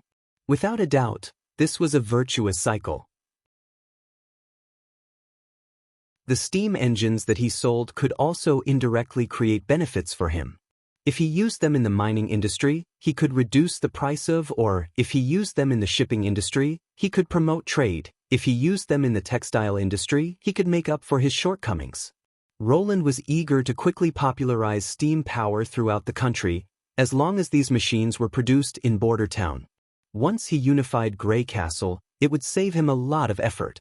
He had also considered the possibility of the buyer imitating the steam engine, but the new steam engine would use a round cylinder drilled by a boring machine, plus some deliberately designed complex parts. Relying on the current level of technology, he was afraid that it would be very difficult for them to produce a qualified machine in a short time, even if they had witches who specialized in high temperature. To be able to negotiate such a large order and find a channel to sell industrial products, Roland should have been elated. However, he realized that he was not happy at all. "It's sunny outside, why do you still have a bitter face?" Nightingale crossed her long legs and sat on the desk, holding a plate of dried fish slices in her hands. "Are you still worried about the news from the church?" When Scroll was not around, Nightingale's behavior was particularly casual, and she often stayed in the corner of the desk and the reclining chair by the wall. To the other lords, this was obviously an affront.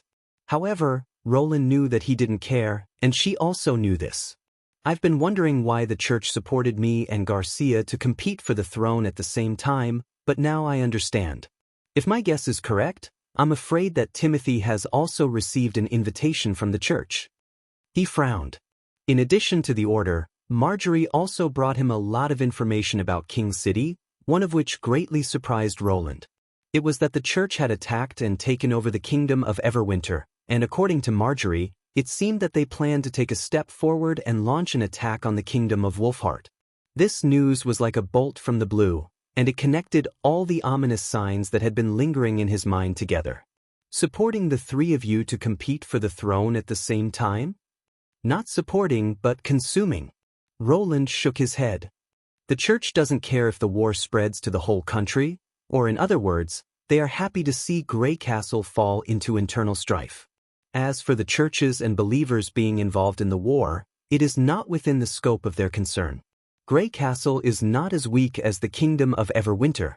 It has a vast territory and a large number of people, and if they attack it, the Judgment Army will lose more than half. Only after we kill each other will he be able to occupy the kingdom of Grey Castle at the lowest cost. After that, they can have as many believers as they want, and they can build churches however they want. Those pills are just a well-prepared trap. The decree issued by Wimbledon III for the throne was equivalent to giving the church a chance to manipulate the situation. If Grey Castle, the kingdom of Wolfheart, and the kingdom of Everwinter were destroyed one after another, the only kingdom of Dawn could not survive alone. The church's real purpose was probably to unify the four kingdoms. Considering the slow transmission of the news and the indifference of the people to the political situation, it was likely that people would only wake up when the church arrived at their doorstep. This was also the reason why Roland felt anxious. In this era, there was no basis to establish a united front, and it was a pipe dream to expect the nobles of Grey Castle to cross the border to help. When the church's army arrived at the city, the last thing he could rely on was probably the people in the western region. But you also have a new weapon. The Judgment Army is not much stronger than the ordinary knight. I don't think they can defeat you. He remembered that when Nightingale mentioned the huge church, she only felt a sense of fear. Now she had such great confidence in himself, which was slightly beyond Roland's expectation. He forced a smile, but sighed in his heart. It was not difficult for Anna to produce a revolving rifle. The trial production of a revolving rifle and 2 revolvers, whether it was the reset trigger or the automatic wheel, were very good. But if the problem of firing bullets could not be solved, the new weapons would have no practical value. In the absence of the development of mercury fulminate, he had to use some substitute materials as the primer. I hope the guards who went to Redwater City can bring good news, Roland thought. At this moment, Lightning, who had regained her usual vigor and was in the middle of her daily training, flew into the office with unexpected news. The flag on a slope in the woods on the east side of Border Town had been changed to blue.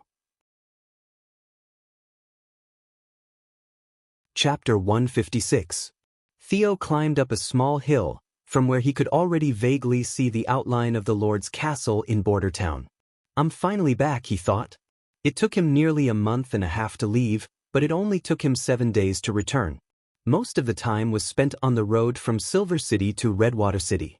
Although Ashes herself didn't care, he still chose a less traveled path to reduce the possibility of being watched by the church. Ashes was the witch who was called the guide, but Theo wasn't sure whether this name was real or not. She always wore a black robe and carried a large sword wrapped in cloth on her back. Her long black hair was simply tied into a ponytail, hanging down to her waist. Whether it was riding or taking a boat, she rarely paid attention to herself.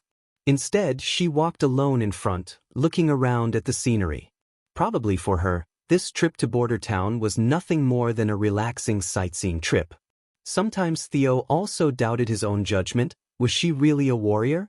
Her robe wasn't tight, it was easy to trip her hands and feet, and her long hair was equal to many flaws. Moreover, Ashes didn't seem to be afraid that he would attack her from behind. These days he mostly looked at her back. He didn't think that witches were born to trust others easily, he could only guess that she had enough ability to protect herself. Even a god's stone of retaliation wouldn't be able to pose a threat to her. Theo circled around the hillside and soon found his target, a flagpole with a red strip of cloth. He dug out a bundle from the mud next to the flagpole and replaced the previous red flag with the folded blue cloth, then clapped his hands and sat down on the ground. "Is that it?" Ashes asked. "That's what they said." Theo wiped the sweat from his forehead. "Go to the foot of the mountain northeast of the town, go up a stone path, find the flagpole at the top of the mountain, and replace the blue flag, then our people will notice it. The Witch Cooperation Association will only act at night, we will wait here." Ashes nodded, found a clean place to sit down, and held out her hand. "Food." Wait. He opened his backpack, took out a piece of jerky, tore off half of it and stuffed it into his mouth, then threw the rest to the witch. Seeing the witch chewing the jerky in small bites, Theo couldn't help but sigh.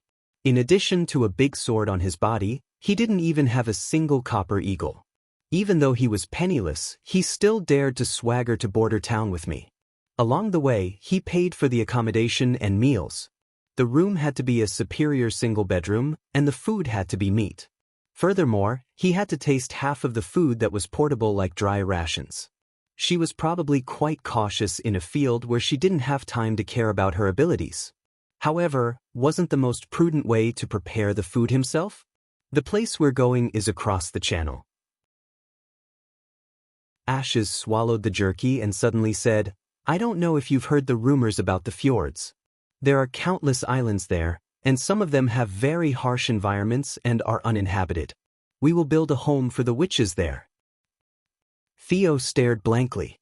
Previously, no matter how much he inquired, the other side had remained silent. So why did he suddenly take the initiative to mention this matter? "Don't you think it's strange that I didn't reveal any information to you before?" She earnestly explained, "Because if you were a liar, you would have taken advantage of me sleeping at night to inform the church, and those girls would most likely have been intercepted halfway and killed. But now, they should be on a merchant ship heading to the fjords, and even the church would be powerless to stop them. In addition, I came here to take away the witches of the Witch Cooperation Association. Sooner or later, they will know about this information, so continuing to hide it won't make much sense. But even if I brought you here, you can't rule out the possibility that I'm a liar." "That's right, it's true." Ashes said one word at a time. "If in the end it's not the witches, then you will die here, together with those who tried to harm the witches." "Well," Theo breathed a sigh of relief, "can I ask any other questions?" She thought for a moment. "If I can answer. Are you a person from Grey Castle? I've never seen such eyes." Theo decided to first ask about the other's origin. This kind of information was not sensitive, but it could also reduce the resistance in the other's heart. "I was born in the kingdom of endless winter, but this has nothing to do with the color of my eyes. Since I became a witch, my eyes have become like this." "Endless winter? That place is very far from Grey Castle. There are 2 kingdoms in between. How did you come to Silver City?" "I was sold into the church, and then..." She paused. "I wandered from the monastery in the old holy city all the way to the king of Grey Castle, until I met her. Only then did my wandering life end." "Her?" Theo asked curiously. "Tilly Wimbledon," Ashes said with a warm look in her eyes. She took me in. The guard's heart suddenly shook. When he first heard the name, he thought it was just a coincidence, but with the addition of Wimbledon's surname, the meaning was completely different. The person who led the witches to the fjords, is it Roland Wimbledon's sister, the fifth princess of the kingdom? His voice was somewhat stuttering. She is your leader? Leader? You can think of it that way, she nodded, but for me, she is the most important person, the kind that no one can replace. As the night fell, the two people lit the bonfire on the hillside. Ashes took off the great sword, little by little unwrapping the cloth. This terrible weapon's blade was nearly as wide as her waist, and it was covered with marks left behind by previous collisions. The gray-black edge of the sword didn't have a sharp edge. It was obvious that it only relied on the weight of its slash to take a person's life. For the average person, just lifting this weapon would be very difficult, but in her hands, it was as light as a one-handed sword. How many blacksmiths would she have to rob in order to gather the materials needed to forge such a great sword? Theo thought. If His Royal Highness's witches didn't arrive soon, maybe I will become a victim of the sword. I heard that the Lord of Border Town is also Wimbledon. He decided to find something to say, otherwise the waiting time would be particularly difficult. Roland Wimbledon, the fourth Prince of Grey Castle, she said calmly. I have seen him before. What? Theo opened his mouth wide. After I was taken in by Tilly, I served as her guard in the palace, so naturally I had the opportunity to meet her siblings. Ashes seemed to have a very good understanding of the fourth prince. Incompetent, arrogant, ignorant, and incompetent. It is hard to believe that he is actually Tilly's brother. And, in some ways, his courage is not small. As she finished speaking, her tone gradually became cold. Theo couldn't help but shiver. When he had served in the palace, he had heard a lot of rumors about His Royal Highness, such as that he had a big mouth, a cunning mind, and liked to molest other people's maids. Although he didn't use force or violence to threaten the other side, it was inevitable that he would take advantage of them. It shouldn't be. At this moment, Ashes suddenly stood up, staring in the direction of the path. Someone is coming, more than one. Chapter 157. These people were all witches. Theo hadn't lied. Ashes could feel the magic that was being bred in their bodies, and could also roughly distinguish the strength of their magic. This was especially true for the one in front of them. Her magic was like a sharp knife. Just by concentrating on it, she would feel a faint stabbing pain. My name is Ashes. It's a pleasure to meet you, Sisters of the Witch Cooperation Association. She put the giant sword aside and stepped forward to hug the four witches one by one. No, she thought, it should be 5. Ashes raised her head and stared at the black dot hovering in the sky. Is she not coming down? She will show us the way, the leader said with a smile. I am Nightingale. Then she pointed to the other 3 witches, Scroll, Leaf, and Echo. Finally she pointed to the sky. That little girl is Lightning. Ashes was startled when she looked at Scroll. She could feel that the magic within her body was very weak, like a cloud covering her whole body. This feeling made her very surprised. Extraordinary. Nightingale also looked a little surprised. You can see magic? It's not seeing, it's feeling, Ashes explained. Extraordinary people can perceive the shape and flow of magic. This is because every part of the body has been transformed by it. I think this sister must have the same feeling as me. Scroll smiled and nodded. Indeed, it allowed me to find a lot of companions in the vast sea of people.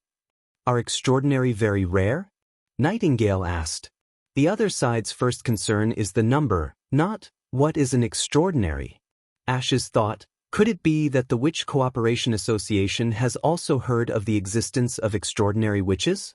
This was a strictly forbidden secret of the church, because the ability of an extraordinary directly affected their own body, and was not restricted by the God's stone of retaliation. Any exposed extraordinary would be the church's top enemy. Probably in thousands of witches, there will only be one extraordinary. Thinking so in her heart, her face was still as usual. So far, among my fellow witches I have seen, including Scroll, there are only 3. Ashes paused for a moment. Right? I remember that the leader of the Witch Cooperation Association was called Kara. Is she okay? She's dead. Nightingale shook her head. She died while searching for the sacred mountain. What a pity, Ashes said in a low voice. But what caught her attention was that when they talked about this issue, they did not show too much sadness. Then who is your new leader now? Let's go back to Border Town first and then we can slowly talk, she smiled. You'll see him soon.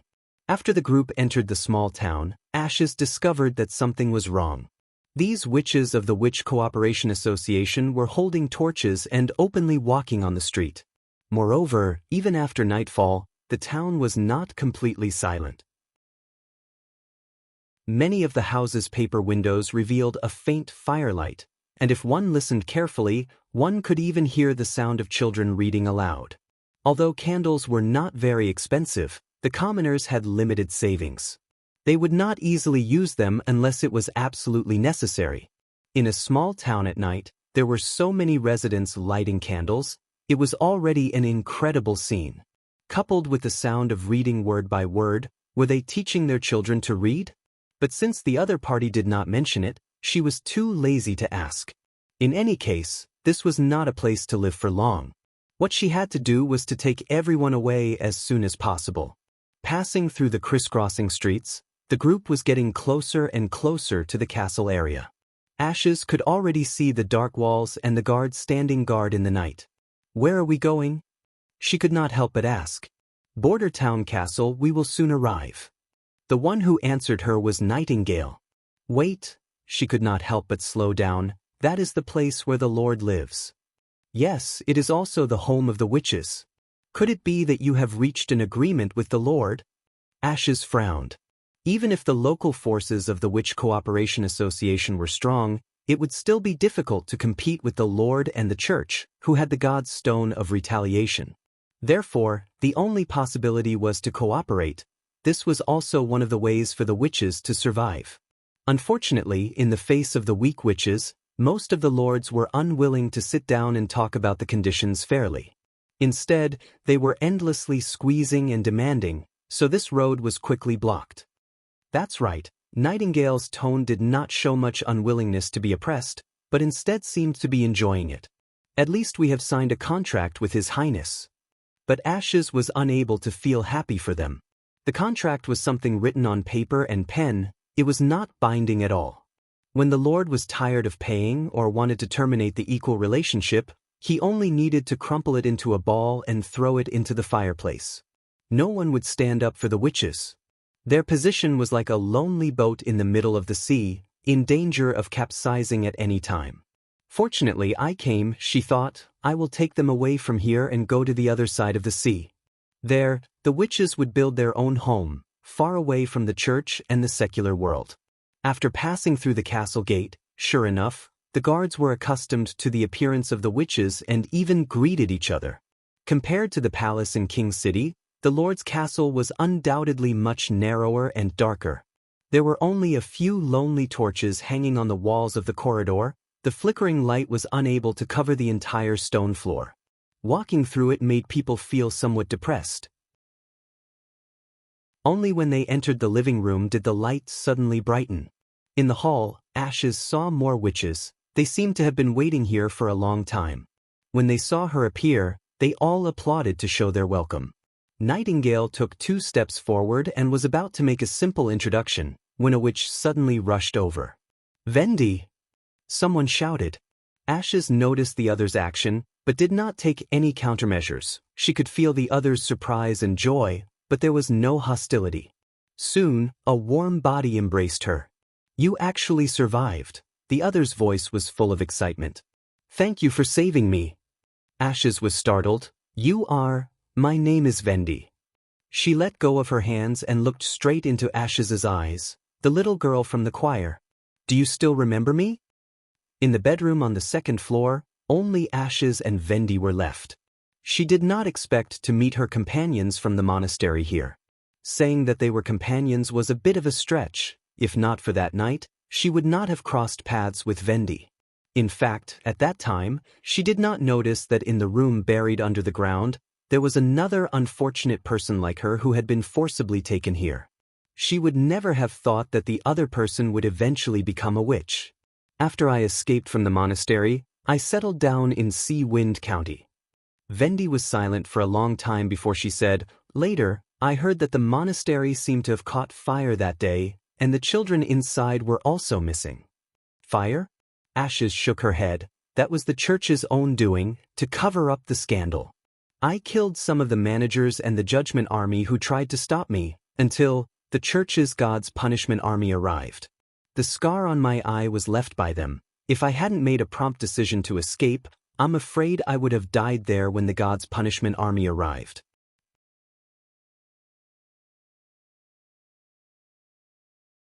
Chapter 158. The church's most elite warriors, they are also the top secret weapons used to fight against the extraordinary witches, Ashes said. They are not inferior to me in strength and speed and... She hesitated. They don't seem to have any consciousness to speak of. During the fight, I cut off the right hand of a God's punishment soldier, but he did not hesitate to use his left hand to gouge my eye. Even if I turned around and ran away, his movement was not affected. This has nothing to do with willpower. Even if a strong person can still maintain their fighting spirit after losing an arm, they will not be able to adapt in a short time. I've only heard of the church's army of judges, Vendi murmured. Since they have such powerful warriors, why didn't they appear during the previous round of witches? I don't know, Ashes slowly said. Even the name of the God's punishment army, I only heard it from some people after I returned to the old holy city. Went back? Vendi asked in surprise. Yes, how could I let those dregs go so easily? She stood up and walked to the window. I later attacked several small churches and a judgment army station.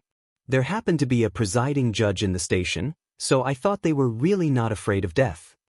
In the face of death and suffering, the other side's performance was not much better than the civilians. They would also show a look of fear, and they would also open their mouth to beg for mercy. From him, I learned the name of the God's punishment army. They were all transformed through a ceremony into the army of judges, and only the best warriors can receive this honor. Accepting the transformation must be voluntary. It seems that the success rate has a great relationship with the strength of the will. In other words, the God's punishment army is different from the witches. They are not formed naturally or because of their talent, but they are artificially transformed. Vendi was shocked by this news and was speechless. I guess they can't use the God's punishment army in the battle like the army of judges, perhaps because of the side effects of the transformation. In a sense, the warriors who have lost their minds are no different from monsters. Ashes sighed. During that time, I hid in the sewers or deep wells during the day, and came out at night to attack the church's believers. Until the church launched a citywide search, I was forced to evacuate from the old holy city. On the day I left, the blood on my body stuck tightly to my clothes and skin. I looked hideous. Perhaps in the eyes of outsiders, I was also a beast that had lost its mind. She felt a hand on her shoulder. It doesn't matter now, you can live a good life here like an ordinary person. His Royal Highness is very good to the sisters. After experiencing the months of demons and the attack of the Duke of Longsong's stronghold, most of the townspeople accepted the existence of witches. This town is the sacred mountain we were looking for. Ashes looked at the woman who was leaning against the windowsill with her. In her impression, the children living in the convent were all thin and weak, and their eyes were gray and dull. Looking at Vendi now, it was hard to imagine what she looked like when she was a child. Whether it was her figure or appearance, they were completely different from the children of that period. Moreover, the natural gentleness in her tone also made her feel peaceful and tranquil. However, there were some things that she had to say. I won't stay here, and I didn't come here for this. She paused. I want to take all of you away, to a place where it's really safe. Border Town is not a place to stay for a long time. You won't stay here. Vendi was stunned for a moment. As long as you live on this continent, you will always be threatened by the church. Tilly has already gathered most of the witches in the kingdom of Grey Castle to go to the fjords, intending to build a country of witches there. But isn't there a church in the fjords? Because of the special topography of the archipelago, the islands are separated from each other, so their influence can only be maintained in a small area. And Ashes raised the corner of her mouth. There is no God's punishment army on the island. It was time to let them experience the wrath of the witches, thunder. Island by island, the church's power would be uprooted, just like how they eliminated the witches. You and your sisters must leave, Vendi. She continued to persuade, spreading rumors to attract companions is a mistake. I can hear these news, and the church can also hear it. They will never allow a witch organization to wantonly expand. I think it won't be long before the church's army crosses Grey Castle to destroy you. In the face of the invincible God's punishment army, do you think that the fourth prince will still protect you? No secular lord will be willing to live or die with a witch. Now he may be good to you, but in a time of danger, he will not hesitate to abandon you. Vendi was silent for a moment, then said, I don't know what the other sisters will think, but I will not leave Border Town. We are already at the edge of the cliff, Ashes frowned. Staying here for another day will increase the danger. If in order to avoid the coming danger, we abandon His Royal Highness and leave Border Town. What is the difference between this and him abandoning us? I don't want to become such a person and... She took a deep breath. I don't think that His Royal Highness will be like you said. He will succumb to the pressure of the church. Nightingale once asked him the same question, and His Royal Highness' answer was, to let every witch in his territory be able to live like a normal person, even if he has to become the enemy of the church. Ashes didn't answer. For a moment she didn't know what to say. She had seen too many broken promises, and even if the other side was willing to protect the witches, what would be the point? In the face of overwhelming power, it would only increase the sacrifice. However, she had already figured out the situation of the Witch Cooperation Association. After the death of Kara the Snake Witch, the remaining members of the Witch Cooperation Association had basically been accepted by the Lord of Border Town. Theo, who had gone to Silver City to spread the news, was afraid that he wasn't a civilian who happened to rescue the witches, but rather a personal guard of the Lord. Although she didn't know what kind of cunning means he had used to make the witches trust him so much, but under the threat of her sword, it was likely that his carefully constructed camouflage would soon fall apart. I want to talk to your lord, Roland Wimbledon, Ashes finally said in a deep voice. She saw His Royal Highness the Fourth Prince the next morning. Ashes was brought into the office by Nightingale, where she once again saw the disgusting man. Although she didn't want to admit it, he did have the same blood as Tilly. His long gray hair was simply tied behind his head with a headband, emitting a little silver light in the morning light, which was the symbol of the royal family of Grey Castle. His eyebrows and nose were also somewhat similar to Tilly's, but the more similar they were, the more she didn't like them. His appearance was different from the one she had often seen in the palace. His clothes were unusually clean, and in addition to his well-fitting clothes, she couldn't see a single ornament, no earrings, necklaces, rings, or bracelets. He was simply sitting in a chair, but she had a feeling that he was looking down on her. The temperament of a superior. Her mind couldn't help but think of this. Well, just from his appearance, he has indeed improved. Ashes coldly said in her heart, I don't know how long you can maintain this posture. Welcome, I heard that your name is Ashes? The other side took the initiative to speak. You are the messenger sent by my sister, right? I decided to come to Border Town on my own.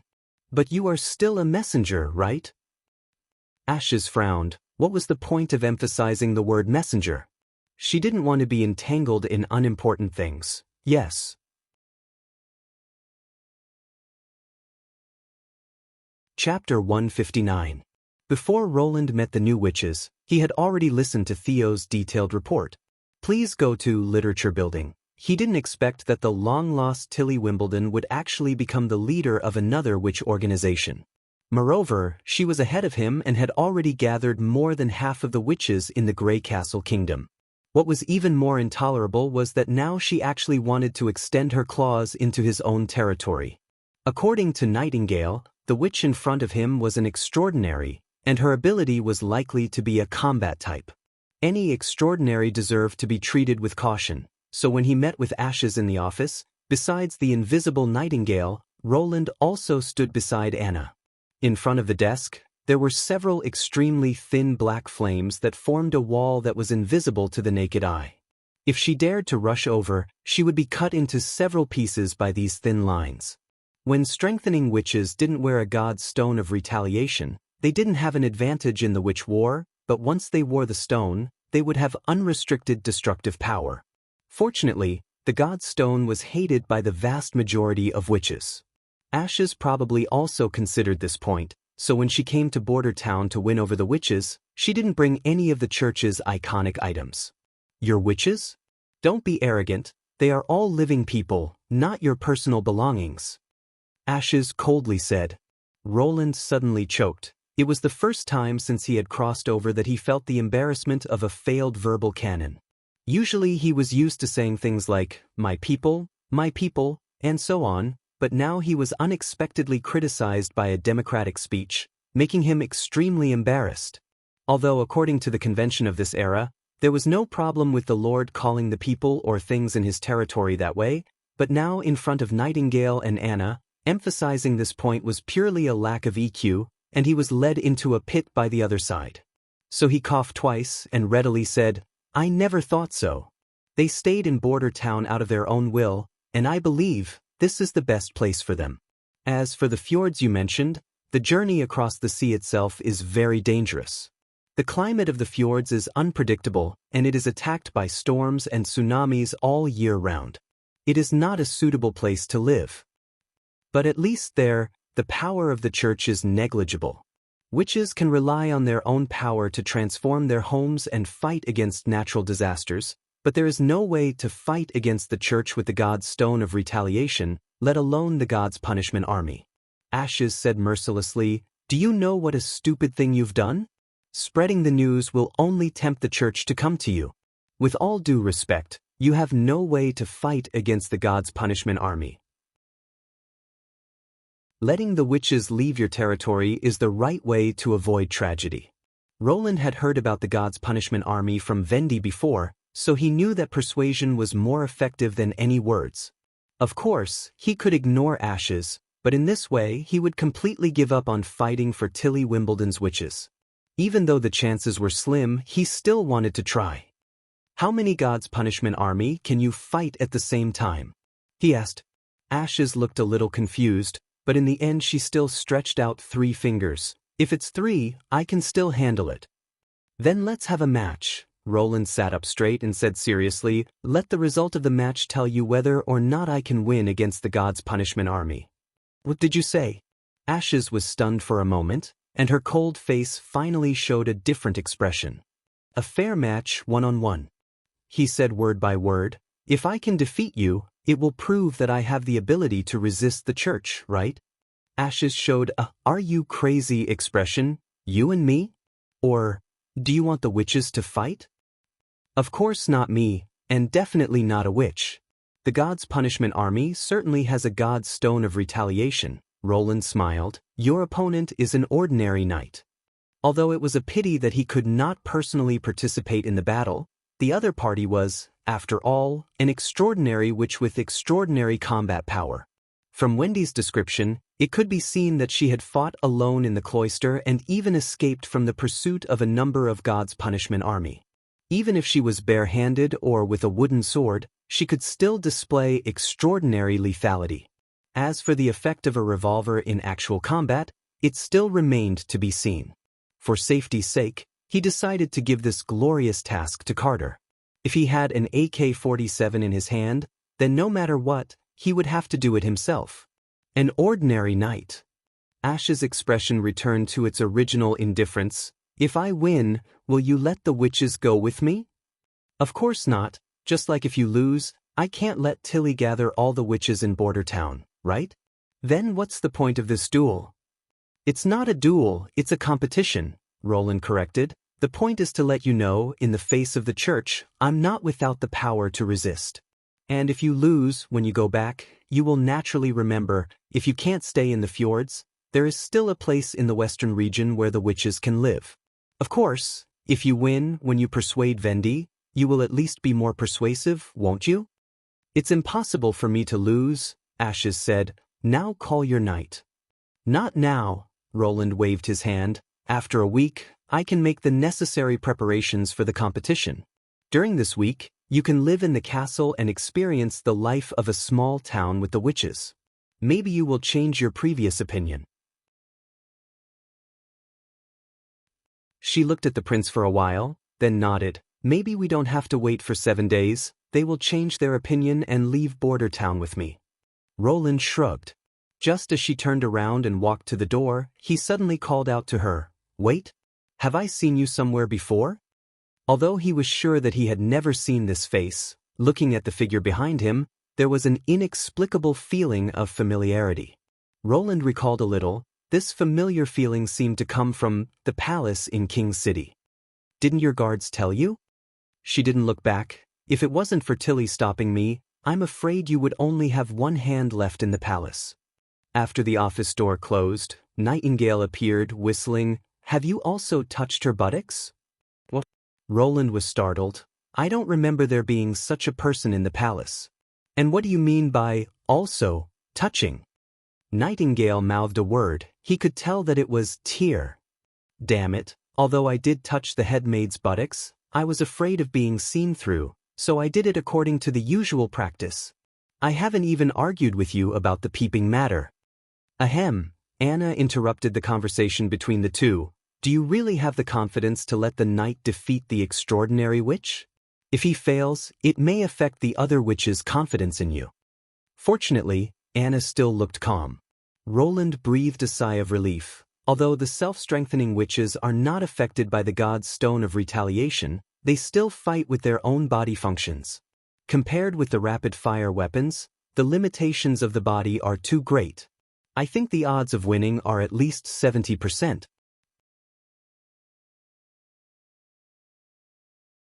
Chapter 160. Roland had been thinking about revolving firearms bullets for a long time. The round lead bullets and loose gunpowder were too backward. Taking into account Anna's processing ability, it was technically feasible to directly manufacture the copper shell ammunition. The key was how to ignite the black gunpowder in the cartridge case without a reliable primer. The primer of the early metal shell ammunition was generally mercury fulminate, which was extremely sensitive to impact. Pulling the trigger to trigger the firing pin would stimulate the mercury fulminate at the bottom of the bullet to ignite the propellant and shoot the bullet out of the chamber. Unfortunately, no matter how much he racked his brains, he couldn't remember what kind of raw materials were needed to produce mercury fulminate. From the literal meaning, there must be nitric acid and mercury, but from the handwritten reaction formula, he could see that the reaction between these two substances would only produce mercury nitrate. Moreover, knowing the raw materials did not mean that he could smoothly produce the finished product. During the reaction process, whether the concentration and temperature of the solution was required, and whether or not he needed to add a catalyst were also key factors that affected the finished product. Moreover, because of the sensitive characteristics of mercury fulminate, it was easy to trigger an explosion during the production. If he was not careful, he would lose 2 fingers, so he didn't dare to try it himself. Therefore, Roland had to settle for the next best thing. In the case of using a metal cartridge case, he still used the flintlock ignition method. This required the spark to enter the cartridge case and ignite the gunpowder. Therefore, first of all, there must be a hole at the bottom of the cartridge case, and at the same time, to prevent the gunpowder from leaking out. Obviously, there was an irreconcilable contradiction between these 2 points. The bigger the hole, the faster the gunpowder would leak out. And if the hole was too small, it would be difficult for the spark to ignite the gunpowder inside. He needed something that could be smoothly ignited by the spark, and at the same time block the hole to prevent the gunpowder from leaking. The first thing that Roland thought of was nitrocotton, which was commonly known as collodion. This was also one of the few chemicals that he remembered could be used in weapons, because its preparation material was very simple. Cotton was soaked in a mixture of 2 strong acids. The acids were the most commonly used sulfuric acid and nitric acid, and there was no danger in the production. He wanted to wait until he recruited an alchemist before he started the trial production of collodion, but now that he had set an agreement of 7 days, he decided to roll up his sleeves and do it himself. Picking up the quill, he wrote down the idea that had been brewing for a long time on the draft paper. First was cotton, preferably undyed cotton yarn, which had been moved back from the Duke's mansion and was now piled up in the castle warehouse. The cotton yarn needed to be degreased, otherwise the grease adhered to the surface would hinder the nitrification. The cotton yarn needed to be degreased, otherwise the grease adhered to the surface would hinder the nitrification process. But Roland had been busy developing agriculture and fighting foreign enemies, so he had no time to develop this daily necessities. However, Roland had been busy developing agriculture and fighting against foreign enemies, so he didn't have the time to develop this kind of daily necessities.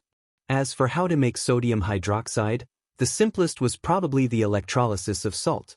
So the prince found that, in order to make a new bullet, he had to start with a direct current generator. Moreover, she noticed that most of the witches would practice their abilities in the castle backyard, which meant that Roland had also found a way to avoid being bitten by magic power. Her original plan to use this vital information to exchange for the witches' favor had been shattered. In addition to explaining the pros and cons to them, and persuading them to leave, there was nothing else she could do. What surprised Ashes the most was Roland Wimbledon. His appearance hadn't changed much, but his gestures had an indescribable temperament, which was incompatible with his previous image of a playboy. Why was it like this? He used to be an incompetent person, and the first thing he would think of was to escape. Not to mention standing up for others, he was even afraid to take responsibility for his own actions. Thinking of the harassment, with just a hateful look, he panicked and fell to the ground. Tilly heard the noise and came over, but he lied and said that he accidentally fell down. He even blamed Princess Tilly for finding such an ugly woman to be her guard. From then on, Ash's impression of the fourth prince dropped to the lowest point. She had thought that such a person would be easy to deal with, but in today's negotiation, she was completely unable to gain the upper hand. Especially after the other side said a one-on-one competition, she found that she couldn't even use force to threaten him. Because the other side didn't evade the question, but intended to use a competition to answer her doubts. At this time, threatening him personally, in addition to reducing the witch's favor, had no other use. Ashes sighed. If only she could be as smart as Tilly, any problem in front of her would be easily solved. If she encountered such a situation, she would certainly be able to come up with a solution, right? The ease and expectation she had when she had first arrived had already disappeared. If it weren't for the fact that she wanted to help Tilly as much as possible, Ashes would have immediately boarded a ship heading for the port of Clearwater and left Grey Castle as soon as possible. Unconsciously, she found that she had already walked out of the range of the town, and the other side of the river was no longer a lush wheat field, but a woodland that had not yet been cultivated. Just as Ashes was about to turn back, she suddenly felt a fluctuation of magic behind her. She subconsciously turned her head, and a dagger pierced through her cheek, followed by a horizontal slash. The surging magic turned into a monstrous wave. Ashes felt that half of her cheek was stung. The other side's continuous moves were obviously not something an ordinary person could do. She no longer hesitated, letting her body fall completely, avoiding the dagger that swept in front of her eyes. She used one foot to eject herself. However, the other side disappeared into thin air, and in the blink of an eye reappeared behind her. Ashes couldn't even see how the other side moved. She pulled out her giant sword, and her body spun in a circle, causing the blade to produce a dull whistling sound. The speed was so fast that it raised a large amount of dust on the ground. This kind of attack without any blind spots could eliminate any threat within the attack range of the sword, but this trick was ineffective in the face of the other side's strange footwork. The giant sword swept through the position of the shadow, as if it had not touched anything. Oh no, she thought in her heart. Her whole body tensed up, ready to take the next round of attacks, but the shadow disappeared in front of her. The dust slowly fell to the ground, and the person was standing not far from her, playing with the dagger in her hand. It was Nightingale. Is this a warning? Ashes frowned. Of course not. She put the dagger back into her waist. I just want to see the strength of an extraordinary. Really? I thought you wanted to say. I want you to quickly leave Border Town, otherwise I won't be polite to you. Nightingale interrupted. In that case, what difference is there between me and Kara?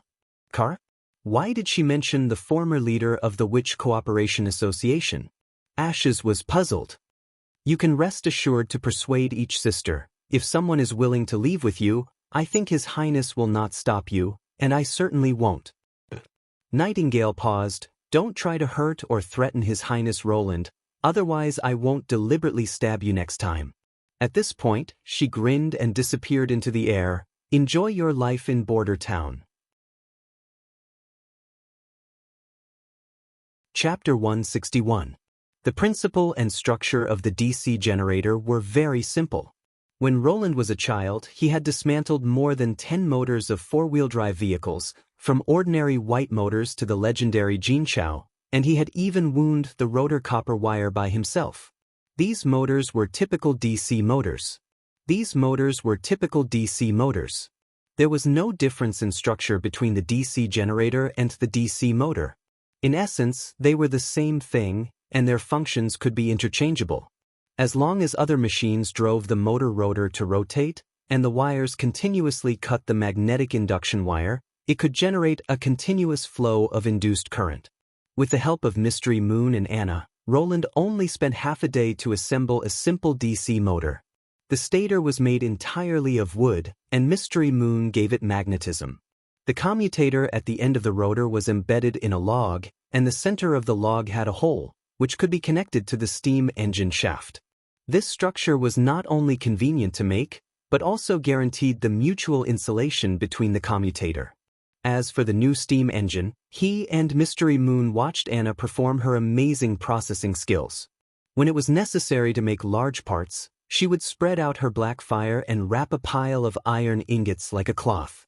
After melting, she would shrink the black fire and press it into a plate that met the requirements, and finally cut it into shape. The next day, when Roland was ready to go to the backyard of the calcining room to test the effect of the generator, the guard brought him a piece of good news, which made him very happy. The chief alchemist from the Redwater City Alchemy Workshop had arrived in Border Town, and he was accompanied by more than one person. Kyle Sichi was very decisive. In the afternoon, he took his family and more than 10 disciples to board the merchant ship to Border Town. Unfortunately, after much hesitation, Chavez refused his invitation. He did not disclose the contents of the letter to other alchemists, because the more people who knew, the later the departure time would be. Kyle was worried that the news of the success of the crystal glass would soon reach the ears of the Duke, and then it would not be so easy to leave. For such a high-profit luxury product, the Duke would definitely want to keep it in his hands. He had written the formula and firing method of the crystal glass on a parchment, which was stored in the formula cabinet in the refining room as a reward for the Duke's investment in building the alchemy workshop. But in front of the truth of alchemy, whether it was crystal glass or alchemy workshops, they weren't worth mentioning. 5 days later, Kyle finally met the person who had written the letter, the Lord of Border Town, Roland Wimbledon. In the castle's reception hall, he had just bowed and had not even sat down when he impatiently said, "Your Highness, I want to have a good talk with your alchemist." "My alchemist?" The other side smiled. "Before you came, there was no alchemist in Border Town. But now, you are my alchemist." "You mean, those alchemy formulas were written by you?" Kyle directly ignored the latter half of his sentence, his face turning pale. He suddenly thought of another possibility. The other party was a prince, and all the knowledge he received came from the palace tutors. If he knew all this, didn't it mean that the alchemy workshop of the king's city had already mastered the essence of alchemy? Yet, he was delusional enough to think that he was above them. This was simply too laughable. "Not exactly," Roland said. "These formulas came from an ancient book more than 400 years ago, and I found them by accident. It seems that hundreds of years ago, they called alchemy chemistry." Chemistry? When Kyle heard that the formulas didn't come from the alchemy workshop of the king's city, his heart suddenly felt a lot better, but the answer given by the prince still surprised him. Alchemy books from more than 400 years ago? One must know that the alchemy workshop of the king's city only had a history of less than 200 years. Could it be that the later generations were not as good as the predecessors? Yes, in the books, those scholars mentioned a hypothesis, which is the theory of the immortality of matter. The matter that makes up everything in the world will not disappear or increase, It just changes from one form to another, such as this pastry. Roland pointed to the cake on the long table. After you eat it, part of it is absorbed by you, and part of it is excreted. If you add up the absorbed part and the excreted part, their mass should be equal. Wait, Your Highness, Kyle thought for a moment. If I burn a piece of wood into rice powder, no matter how I weigh it, the weight of the burned rice powder will be lighter than that of the wood. If the matter is immortal, then where does the missing part go? This is also explained in the book, Roland said with a smile. They become gas and water.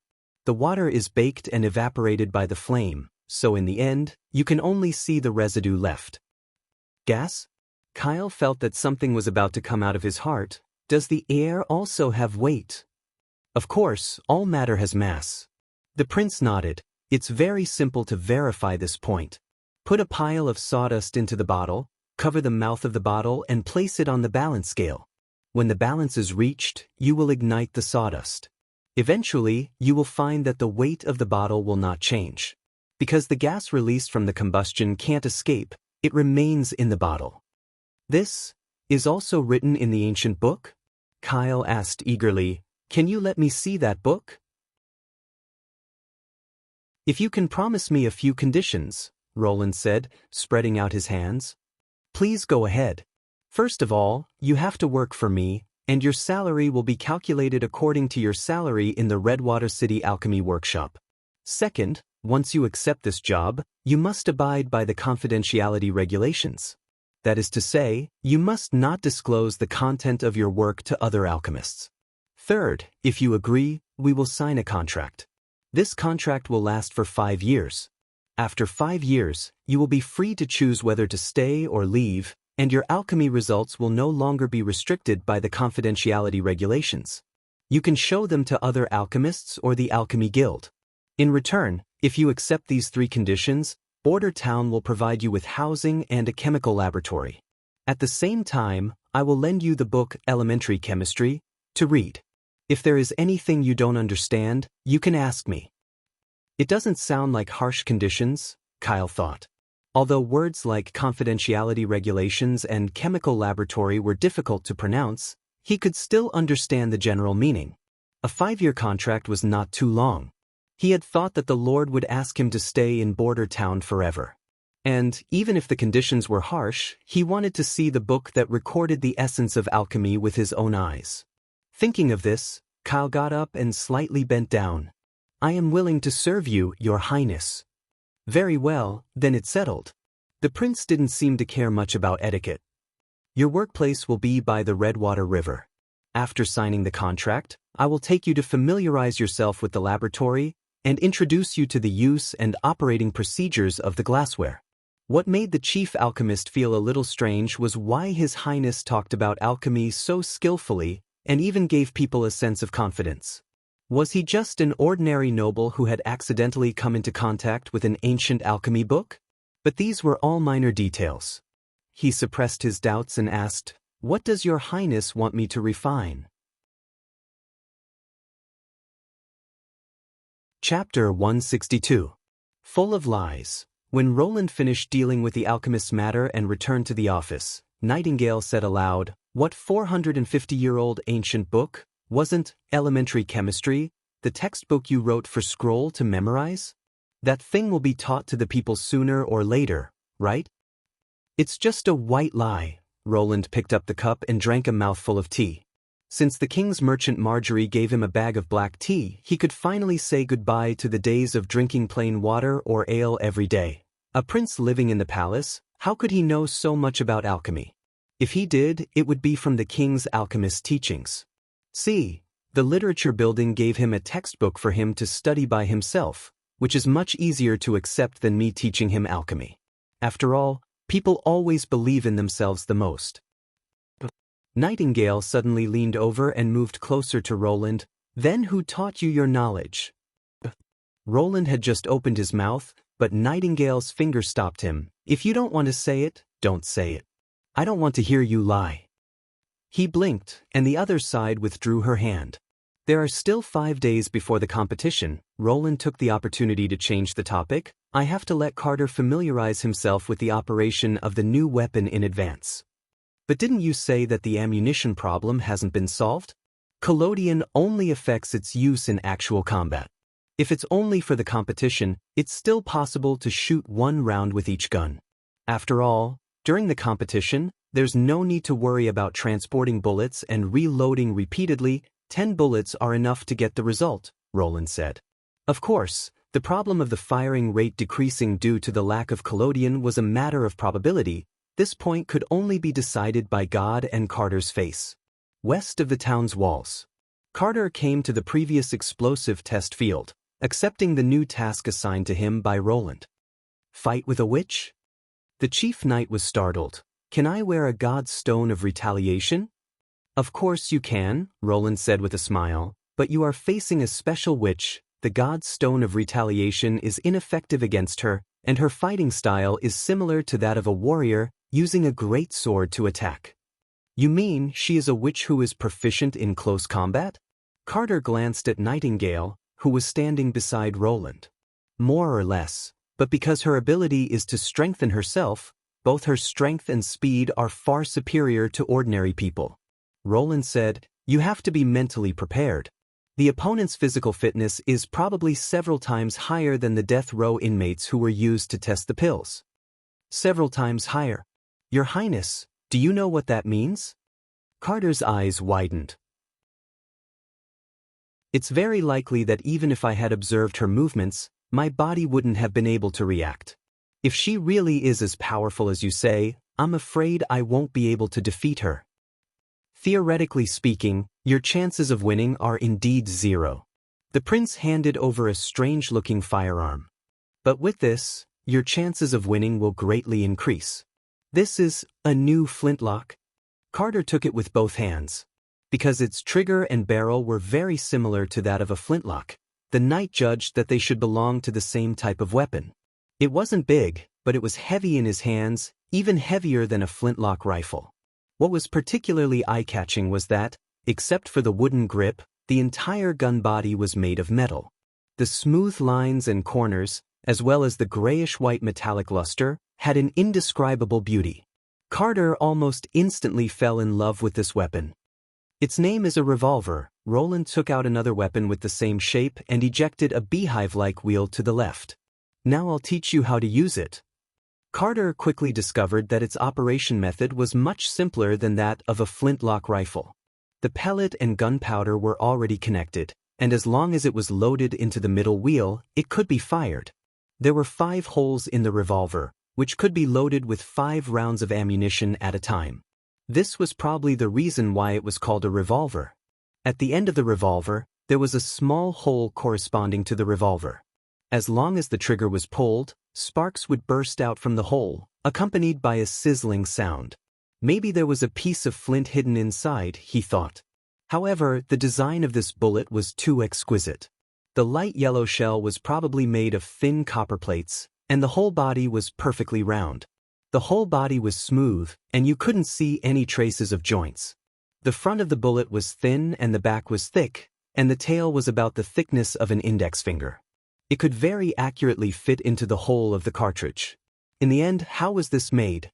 This is an unfinished product, so you always have to pay attention to the opening at the bottom of the bullet. Roland made a shooting motion. Like me, the muzzle is slightly downward. Don't let the gunpowder leak out from the opening. After each shooting, you have to clean the bullet nest of the revolver to avoid the scattered gunpowder accumulating in the hole. Unfinished product? Yes, the prince shrugged. There is still a key technology that needs to be solved. If everything goes well, you may be able to catch up before the competition. When the time comes, the opening at the bottom of the bullet will be sealed, and you won't have to worry about the problem of gunpowder leaking. Let's try shooting first. If the bottom was sealed, how could the gunpowder inside the bullet be ignited? Carter thought for a moment, then decided to give up thinking about this seemingly impossible problem. After all, he wasn't as knowledgeable as His Royal Highness. That's right, he was knowledgeable. Carter now admired His Royal Highness from the bottom of his heart. Whether it was a court scholar, a master alchemist, or an astrologer, no one could invent so many strange things like His Royal Highness. Moreover, these things had a very high practical value. Unlike snow powder, people carrying kites, and the like, which could only be reduced to the aristocracy's toys. His Royal Highness's invention of the steam engine had already been used in the mine's mining and pumping operations, and the guns and cannons had repelled the demonic beasts and the Duke's coalition forces. Now, Carter firmly believed that as long as there was enough time, the one who would ascend to the throne of Grey Castle would inevitably be His Royal Highness Roland Wimbledon. The target stood 10 meters away, and at this distance, the human-shaped target was only the size of a palm. In accordance with His Royal Highness's teaching, he held the gun with both hands, slightly tilted his body, aimed the barrel at the target, and pulled the trigger. Sparks and gas sprayed from both sides of the wheel, and a loud noise shook his ears. He felt as if someone had pushed him, and his wrists unconsciously lifted up. When the smoke cleared, the target looked intact. "Continue," Roland said. Carter took a deep breath and fired the remaining 4 bullets, but still, none of them hit the target. Carter looked at His Royal Highness, but the latter didn't seem to care. Chapter 163. Ashes sat at the top of the castle, waiting for the day of the duel. In the past few days, her persuasion had not made any progress. The stubbornness of the witches of the Witch Cooperation Association had far exceeded her expectations. Whether it was the older scroll or the underage Lily, they all refused her invitation. The only difference was that the way they refused was different. Some chose to stay because of Roland, and some didn't want to leave their sisters of the Witch Cooperation Association, leading to the 10 witches acting like an iron plate. As for Anna and Nana, who originally belonged to Border Town, she didn't even have the mood to try. Especially the former. When Ashes stood in front of her, she felt that the magic in Anna's body was completely different from the previous witches. The magic in Anna's body was like hard steel, smooth and dense, like an iron wall spanning across the two of them. Among the many witches that Tilly had gathered, no one had ever given her such a feeling. After inquiring about the other witches, she found out that Anna's ability was very common, the ability to control flames. Ashes was puzzled as to why the invisible flame made her feel as if there was a solid barrier in front of her magic power. As for this small town, it was very different from the towns or villages she had seen before. If she had to describe it, it would be that it was full of vitality, and people seemed to have endless things to do every day. From the top of the castle, she could see a panoramic view of the town. In the center of the town, where the population was the most dense, new houses were being built. They had planned the square site into a small district, and the houses in each district were almost the same. The carriage transporting bricks from the north didn't stop for even a moment.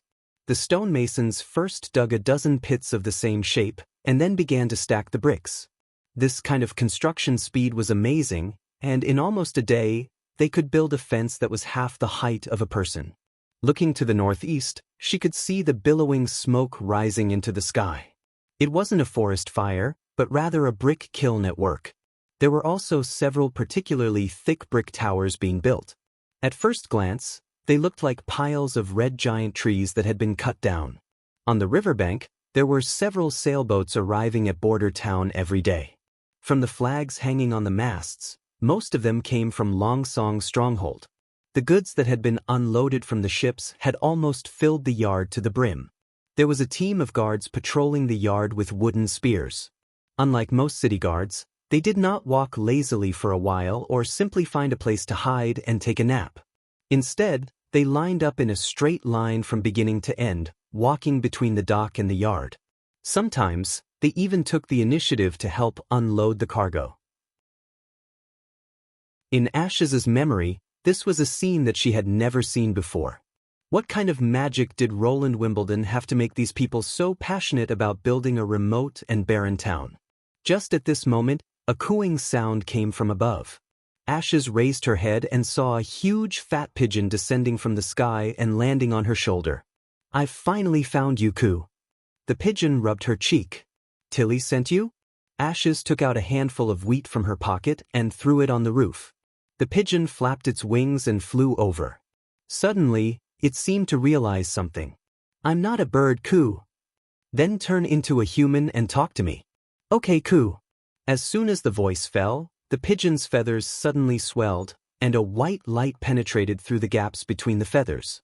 Then a head came out, and the swollen feathers quickly shrank, turning into a bunch of long white hair. No matter how many times she saw it, Ashes would always be amazed. Maggie, a witch who could change into a variety of birds, except for her body size, all other details were wonderful. Sometimes she even envied her ability. Compared to the extraordinary magic of the god's stone of retaliation, she was more eager to be able to quickly travel between two places. That way, whenever she wanted to see Tilly, she could set off at any time. Even with the sigil of tracking, it's not easy to locate your direction. Maggie shook the fluff on her body. The distance is too far. My magic stone statue can hardly feel the fluctuation of the sigil. Fortunately, Shadow knows where you are going, so I flew over the fallen dragon ridge. Only then did the statue show some reaction. In addition to her iconic white hair, her biggest characteristic was her short stature. Obviously, she was already an adult, but her hair reached her waist, and her appearance was that of a little girl. As long as her white hair was untied, it could almost wrap her whole body inside. Has Tilly safely arrived at the fjords? Ashes sat down and patted the tiles beside her. Like a bird, the other party obediently came over. Her empress arrived safely, but the second ship, the North Wind, hit a reef when it approached the shore, so no witches were killed. The third and fourth ships are still at sea. When I came to find you, I flew over their heads. That's good. Ashes was relieved. Although His Royal Highness looked disgusting, there was one thing he was right about. That was, the voyage from Grey Castle to the fjords was full of danger. Climate changes in the sea were far more rapid and violent than on land. In the blink of an eye, a storm could be set off in a clear blue sky, and under the overwhelming waves, extraordinary power seemed insignificant. You all said the same thing, Maggie said. Shadow said that you couldn't go back with us because you wanted to go to Border Town to win over more witches, not because there was a problem. Lady Tilly's first words were also, "That's good." She paused, her head looking around. What about your companions? Where are they? They don't want to leave, Ashes sighed, and gave a brief account of what had happened. Compared to me, they believe more in the lord of this place, that is, Tilly's brother. Lady Tilly is willing to accept us, and her brother is also willing to accept us. Well, this doesn't seem to be a bad thing, she said, tilting her head. In that case, you should leave for the fjords as soon as possible. Without your help, Lady Tilly can't carry out the cleaning plan. Ashes shook her head. I have to wait until the end of the competition before I leave. But you just said that even if you win, the other side won't take the initiative to drive away the witches. Maggie muttered. Do you still want to complete the competition? If there is even the slightest chance, I want to try, Ashes said calmly. It doesn't matter if I delay the cleaning plan for a few days, but if I can bring back one more witch, the power of Tilly will increase a lot. Well, Maggie nodded, then I will also wait here for you to go back together. But there is one thing you need to pay attention to. When passing through Fallen Dragon Ridge, I saw a group of people carrying the church's flag. There were about 10 of them. Chapter 164. Kyle Sichi had hardly slept these days, and he found that coming to Border Town was the best choice he had ever made in his life. He spent 2 days and 1 night reading through the entire elementary chemistry, and after sleeping for 2 or 3 hours, he was full of energy. Now he had returned to the first page, and began to carefully study the ancient book. Matter is composed of very small particles. The change of matter is the decomposition and reorganization of particles. During the reaction process, the total amount of matter remains the same. My God, what kind of person is the author of this book? He can even describe the world that people can't see so clearly. He had more than once suspected that the contents of the book were fabricated, but according to the examples of alchemy experiments, the results were completely consistent. Moreover, some common examples in reality could also prove the correctness of the book. For example, the oxygen described in the first chapter. This gas is the main component of air, and people don't breathe air, but oxygen. Flames need oxygen to burn, because burning is essentially an oxidation reaction. The more oxygen there is, the more vigorous the combustion. These words reminded him of the glass kiln in Redwater City, where it required 2 people to constantly shake the blower to raise the temperature of the furnace to the melting point of sand and stone. Since it is a matter, it is obvious that through alchemy, no, through chemical reactions, pure oxygen can be extracted. If you can directly pass oxygen into the furnace, can you save the blower equipment? And the most surprising thing was that the book said that water is composed of 2 hydrogen particles and 1 oxygen particle, which is probably the reason why all living things drink water. But hydrogen seems to be a gas, and the 2 gases combine to form a liquid. How is this possible? Kyle found that he still had many questions to ponder.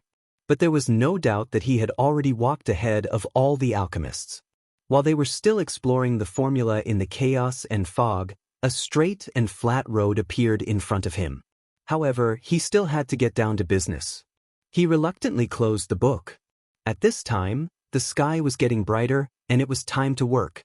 Kyle blew out the candle, approached the bedroom, looked at his wife and daughter who were still sleeping, and quietly went out the door. The residence assigned to him by His Highness was located to the west of the castle, and it was much larger than his own home in Redwater City. The walls were made of bricks, and compared to the wood that was easy to mold, this kind of house was obviously much more comfortable, and it also had all kinds of furniture and kitchen utensils. Although he didn't say it out loud, he was quite satisfied. The disciples lived in a small district 2 streets away from him. The houses were smaller, and they were not individual houses. It was more like a hotel, with 1 bedroom for 4 people. Walking to the chemistry laboratory by the Redwater River, the disciples were already busy. They were carefully selected by Kyle, and they had been learning how to clean materials in the alchemy workshop since they were children. Now, they were between 20 and 30 years old. Kyle nodded with satisfaction when he saw the clean laboratory and the sparkling glass containers in front of him. "Good morning, Lord Chief Instructor." All the disciples bowed their heads in greeting. "Let's start." He took a pair of gloves from the cupboard and put them on. The gloves were extremely thin and flexible, probably made from animal intestines. There had never been such a rule in the alchemy workshop before, but His Royal Highness had repeatedly emphasized the danger of chemical experiments. In the operating rules, whenever there was a reaction with corrosive raw materials, they had to wear gloves and open all the windows. Unlike the workshop, now their job was very clear, which was to make acid for His Highness. They had already operated the method of making acid with 2 stones many times, so Kyle only needed to patrol and give directions, and didn't have to do it himself. These 2 acids were recorded in detail in elementary chemistry. One was called sulfuric acid, and the other was called nitric acid. Previously, he was used to naming them after the products, such as the former was called green vitriol, and the latter was called nitric acid. Although the names were different, the production method was basically the same. Through the dry distillation of green vitriol and nitric acid, the acid was condensed and collected. Green vitriol was usually associated with sulfur ore, and nitric acid was produced in large cities in special nitration tanks, so they were both common raw materials. However, His Royal Highness emphasized that the concentration of the 2 acids must be high, and specifically explained the method of purification. For example, after the sulfuric acid was collected, it could be heated to evaporate the water, and finally, the concentration could reach up to 98% concentrated sulfuric acid. However, nitric acid was a lot more troublesome. According to His Royal Highness, this acid itself was not very stable, and it was easy to volatilize. When the concentration reached a certain level, it would even decompose when exposed to light. Therefore, the dilute nitric acid produced by dry distillation had to be mixed with concentrated sulfuric acid and then heated so that the concentrated sulfuric acid could absorb the water and then evaporate the nitric acid and store it in a brown glass bottle. For this reason, His Royal Highness had specially prepared a thermometer. At first glance, Kyle felt that this thing was really a wonderful workmanship. A hollow glass tube was filled with mercury, and both ends were sealed, so there was no need to worry about the mercury leaking out. There were several lacquer lines drawn on it, and when heated, the mercury would gradually rise, and the position where it finally stayed represented the current temperature. Today, the laboratory had produced 3 bottles of concentrated sulfuric acid and 1 bottle of concentrated nitric acid. At this concentration, he found that the sulfuric acid was not as easy to flow as water, but more like some viscous oil. At high concentrations, the nitric acid was no longer colorless and transparent, but became pale yellow. As long as the glass bottle was opened, it would emit bursts of white smoke. "Master, do we have to make these 2 kinds of acid every day?" A disciple named Amon asked. "Until His Royal Highness gives us a new task." Kyle paused. "What's wrong? Are you worried that you don't have time to explore the alchemy formula?" Amon nodded. Kyle touched the stubble on his chin and smiled. "I forgot to tell you, the alchemist title is no longer needed, so you don't have to rely on exploring the formula to become an alchemist." "No." Amon was stunned. "No need." The other disciples also slowed down their work and listened attentively to the master's next words. "Yes, the alchemy formula no longer needs to rely on exploration, but memory and deduction." Kyle clapped his hands and simply gathered everyone around him. "His Royal Highness gave me a book called Elementary Chemistry. This is also the reason why I brought you here. If you study it thoroughly, most of the world's formulas can be deduced from the contents of the book." "Deduced?" the disciples whispered.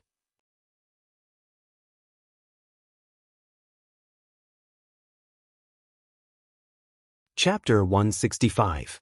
Lightning shuttled back and forth through the hills south of Border Town, filling the parchment filled with squares in her hands one by one.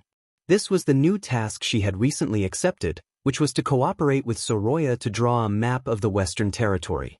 If she flew with Soroya, the altitude would be greatly reduced, and it would be difficult to pass through the woods. Therefore, she first drew a rough outline, and then Soroya pieced them together to draw the whole map.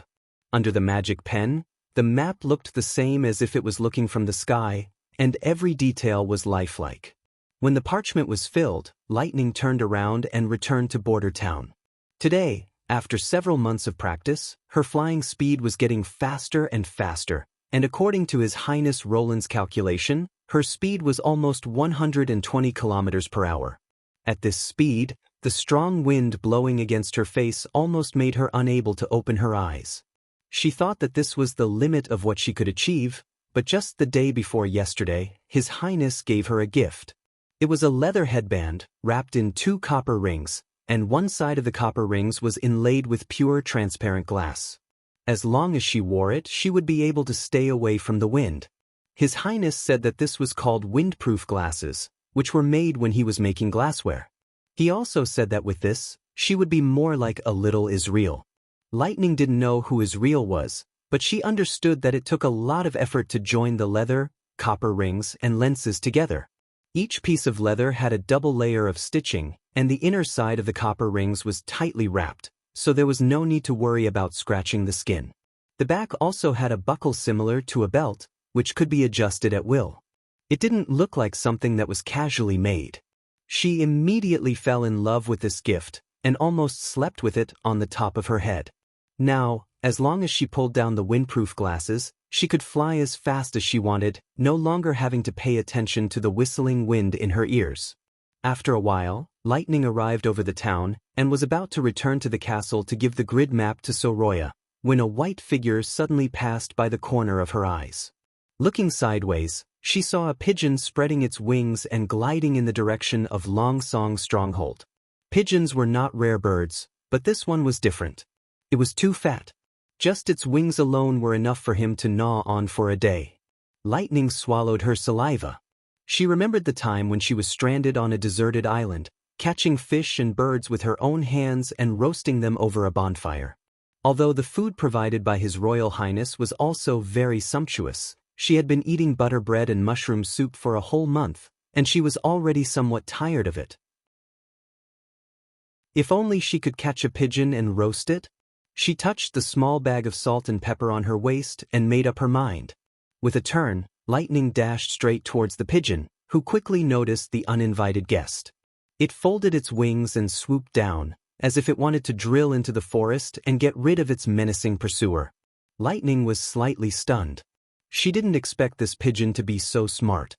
Then she grinned, turned sharply, and chased after it. Since the months of demons, when she had lured the hybrid demonic beasts, the little girl was confident that nothing could escape from her eyes.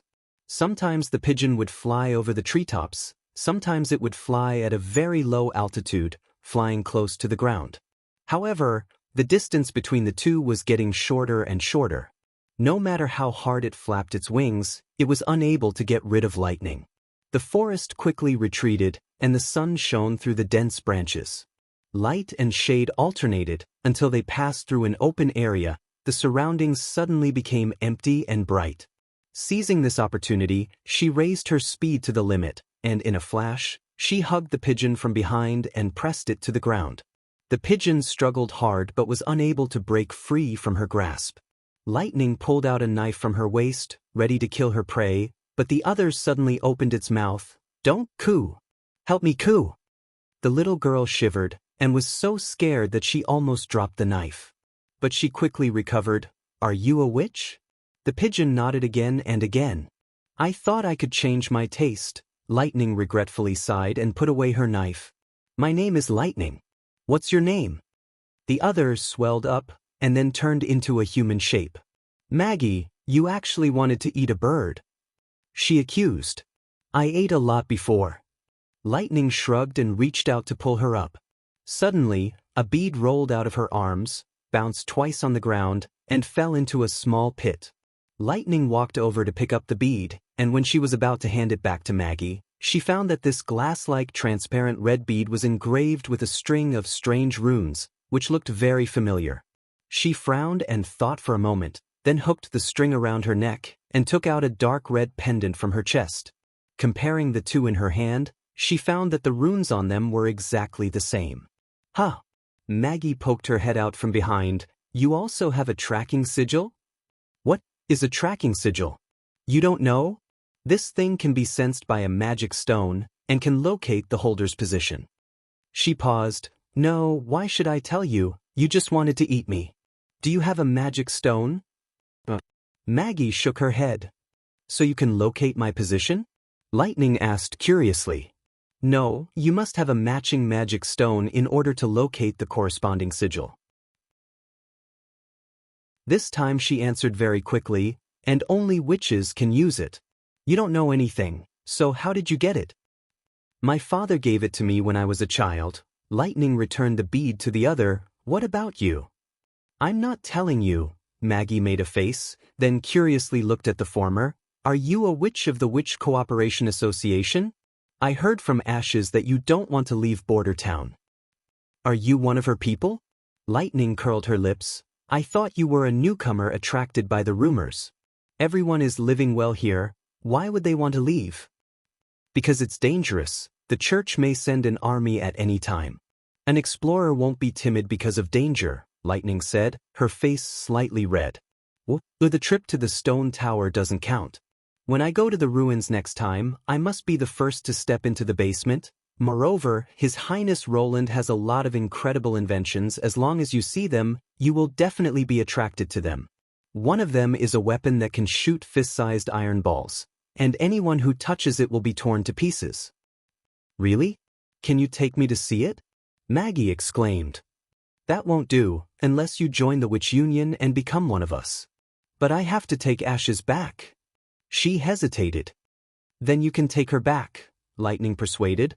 "There are a lot of fun things here. There's a machine that moves by itself when boiling water. There's a weapon that can attack the enemy from a kilometer away. How far is a kilometer? In short, it's very far. People will only look the size of a tree branch." She gestured with her hands and feet, and in the concealing forest, there are even more places to play. Poking a beehive, picking mushrooms is nothing, but hunting birds and wild boars is interesting. After peeling off the fur, you can roast it over the bonfire until it's shiny, and then sprinkle salt and pepper on it. It will be delicious. "Really?" Maggie couldn't help but lick her lips. Chapter 166. On the fifth day, Roland finally prepared all the raw materials for the production of collodion. During the electrolysis of salt water, he made a serious mistake. He used the copper strip left by Anna to cut the bullet as an electrode, which resulted in the electrode being dissolved, wasting a basin of salt water. In order to prevent chlorine gas from dissolving in water during electrolysis, the electrolyte was usually saturated salt water, and salt was not a cabbage in this era. Therefore, when he poured away the waste salt water which had been mixed with copper ions, Roland felt that he had thrown away several golden dragon bullets in vain. Finally, he replaced the electrode with a carbon rod to solve the problem. After boiling the water with caustic soda to remove the grease, he brought the remaining caustic soda to the chemistry laboratory. The esterification of collodion was the most important step in the production process. He did not know the principle behind it, but he knew that the gauze had to be soaked in a mixture of acid, and after the nitrification was complete, it could be taken out. The ratio of the solution and the reaction time were all unknown. Roland let Kyle divide the samples into several groups to control the time using an hourglass. After soaking the gauze, he repeatedly washed it with water, and then soaked it in a solution of sodium hydroxide to remove the excess acid. The wet finished products were transported back to the castle and handed over to Vendi to be air-dried. Due to the use of a high concentration of fuming nitric acid during esterification, most of the trial products could be quickly ignited. Among them, 1 part nitric acid and 2 parts sulfuric acid soaked collodion had the best effect. After obtaining the general formula, the laboratory started mass production. After soaking and washing the collodion, it was immediately transported by the soldiers of the First Army. Even the chief alchemist did not know the use of the things they had made. The air-dried gauze was cut into fingernail-sized cubes by the maids, packed and sent to the North Slope Mountain, where it was finally loaded in the backyard of the firing room. In the absence of machines, this process could only be completed by manpower. A group of personal guards spread out and gently inserted the collodion gauze into the bottom of the cartridge case with a wooden stick, sealing the ignition hole. Then, they poured the granular black gunpowder into the cartridge case through a funnel and compacted it layer by layer, keeping the amount of each cartridge as consistent as possible. The last step was to press on the bullet. The bullet processed by Anna and the cartridge case had a very high degree of adhesion. After pushing it in with bare hands, they could then gently hit it a few times with a hammer. The efficiency was a bit low, but they could still produce hundreds of bullets a day. On the 6th day, Carter was finally able to use his new weapon. As the chief knight who had excellent physical qualities in all aspects, his accuracy had greatly improved after a few days of repeated practice. Compared to Roland's performance in military training, it was like the difference between clouds and mud. After reloading the flintlock, Carter finally did not have to use the strange shooting posture of his wrist drooping down to hold the gun. As long as the sealing cotton did not break, the cartridge would be kept clean. At the same time, it was several times more sensitive to sparks compared to black gunpowder, so the firing rate was also guaranteed. Taking advantage of the last day, Roland let Carter Lannis practice drawing his gun quickly and shooting with 2 guns. Even with black powder, the recoil of the 12mm pistol was very impressive. It was difficult to guarantee a hit rate of the second shot when holding the gun with one hand. But in Roland's plan, this was a counterattack when Ashes was behind him. Carter would carry 2 guns on the stage. If it was a tug of war, 10 bullets would be enough to determine the winner.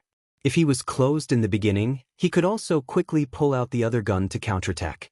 And considering that the opponent's weapon had a certain defensive ability, Roland deliberately chose steel bullets that were not easy to deform to increase the penetrating power and reduce the killing power of the cavity.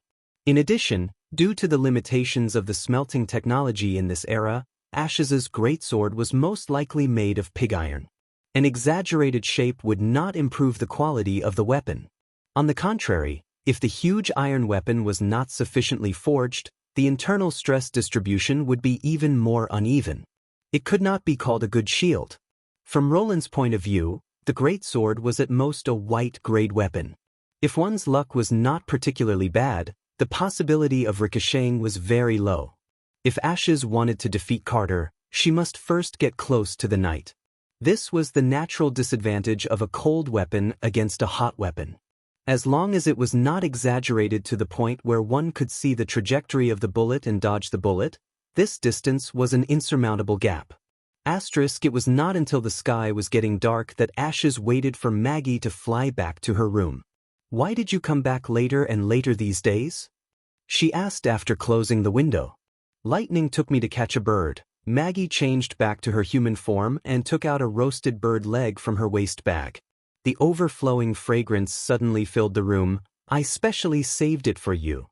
"I ate it." Ashes shook her head. "Is Lightning a witch of the Witch Cooperation Association?" "Yes," she nodded vigorously. "Her ability is the same as mine, flying, but it is much more convenient to use." After a pause, she then asked, "Sister Ashes, do you really want to fight this battle?" "I think they won't go with you. Moreover, they are living a good life here." Ashes was startled and did not answer. "Because even I want to stay here." Maggie sat on the bed and said, "The bed is soft and the food is good. I saw that during lunch, the lords specially set up the table in the backyard, so that the witches could eat together after they finished their practice. Everyone was talking and laughing, and he would occasionally add 1 or 2 sentences, which was completely different from the other nobles who hated him. In the afternoon, I was dragged by Lightning to play Gwent, where 2 people draw 10 cards and compete with each other. In the end, the one with the most points wins. It was very interesting. They also gave me 2 sets of cards. Sister Ashes, do you want to play? I can teach you." "No." Ashes shook her head and took a deep breath. These days she was aware of Maggie's change, but until now, she suddenly realized that her thinking seemed to have fallen into a misunderstanding. Most of the witches lived in fear, and a stable and comfortable place to live was all that they pursued. For example, before she was accepted by Tilly, Maggie had been hiding in a thatched hut in the slums of King City. Just like a real bird, she spent every night curling up in the narrow cracks of the roof beams. Even when Tilly decided to cross the sea to the east, Maggie was still running around, contacting the witches hidden among the people. She had not stopped for half a year. Such a comfortable and peaceful life, it was probably the first time she had experienced it. Wasn't it the same for herself? Until she met Tilly, she lived a life that she didn't even dare to think about before. Accustomed to the relatively peaceful life in the palace, she ignored the significance of the town to the witches. In the eyes of the witches, the attraction of the town had always been unparalleled. They wanted to stay here and protect this territory, just like how she wanted to protect Tilly. If Roland Wimbledon could really resist the crazy god's punishment army as he had said, there was no doubt that this was a better choice than the fjords. Going to a completely unfamiliar land to establish a witch's country sounded very desirable, but in reality, no one could predict how many hardships they would have to go through. But if he couldn't resist, should the witches leave? Ashes's mood suddenly calmed down. From another point of view, if Tilly couldn't establish a foothold in the fjords, she would probably choose to stand by her side and protect her until the last moment. As the person who gave her a home, she had no reason to leave first. This place is always under the threat of the church. If we can't resist the god's punishment army, the destruction of Border Town is only a matter of time. This competition was indeed not necessary, but she still decided to complete it, either as a warning or as a proof. What if they can resist? Maggie muttered. "I hope so too, so I will help them verify this point," Ember said in a deep voice. "You're tuning in to the Passion Pages YouTube channel. We're so grateful for your support, and don't forget to subscribe to join us on this incredible journey through captivating stories. Your generosity through donations truly makes a world of difference, as it's the primary source of revenue that allows me to expand and enhance this channel for you. Thank you from the bottom of my heart for being a part of this adventure.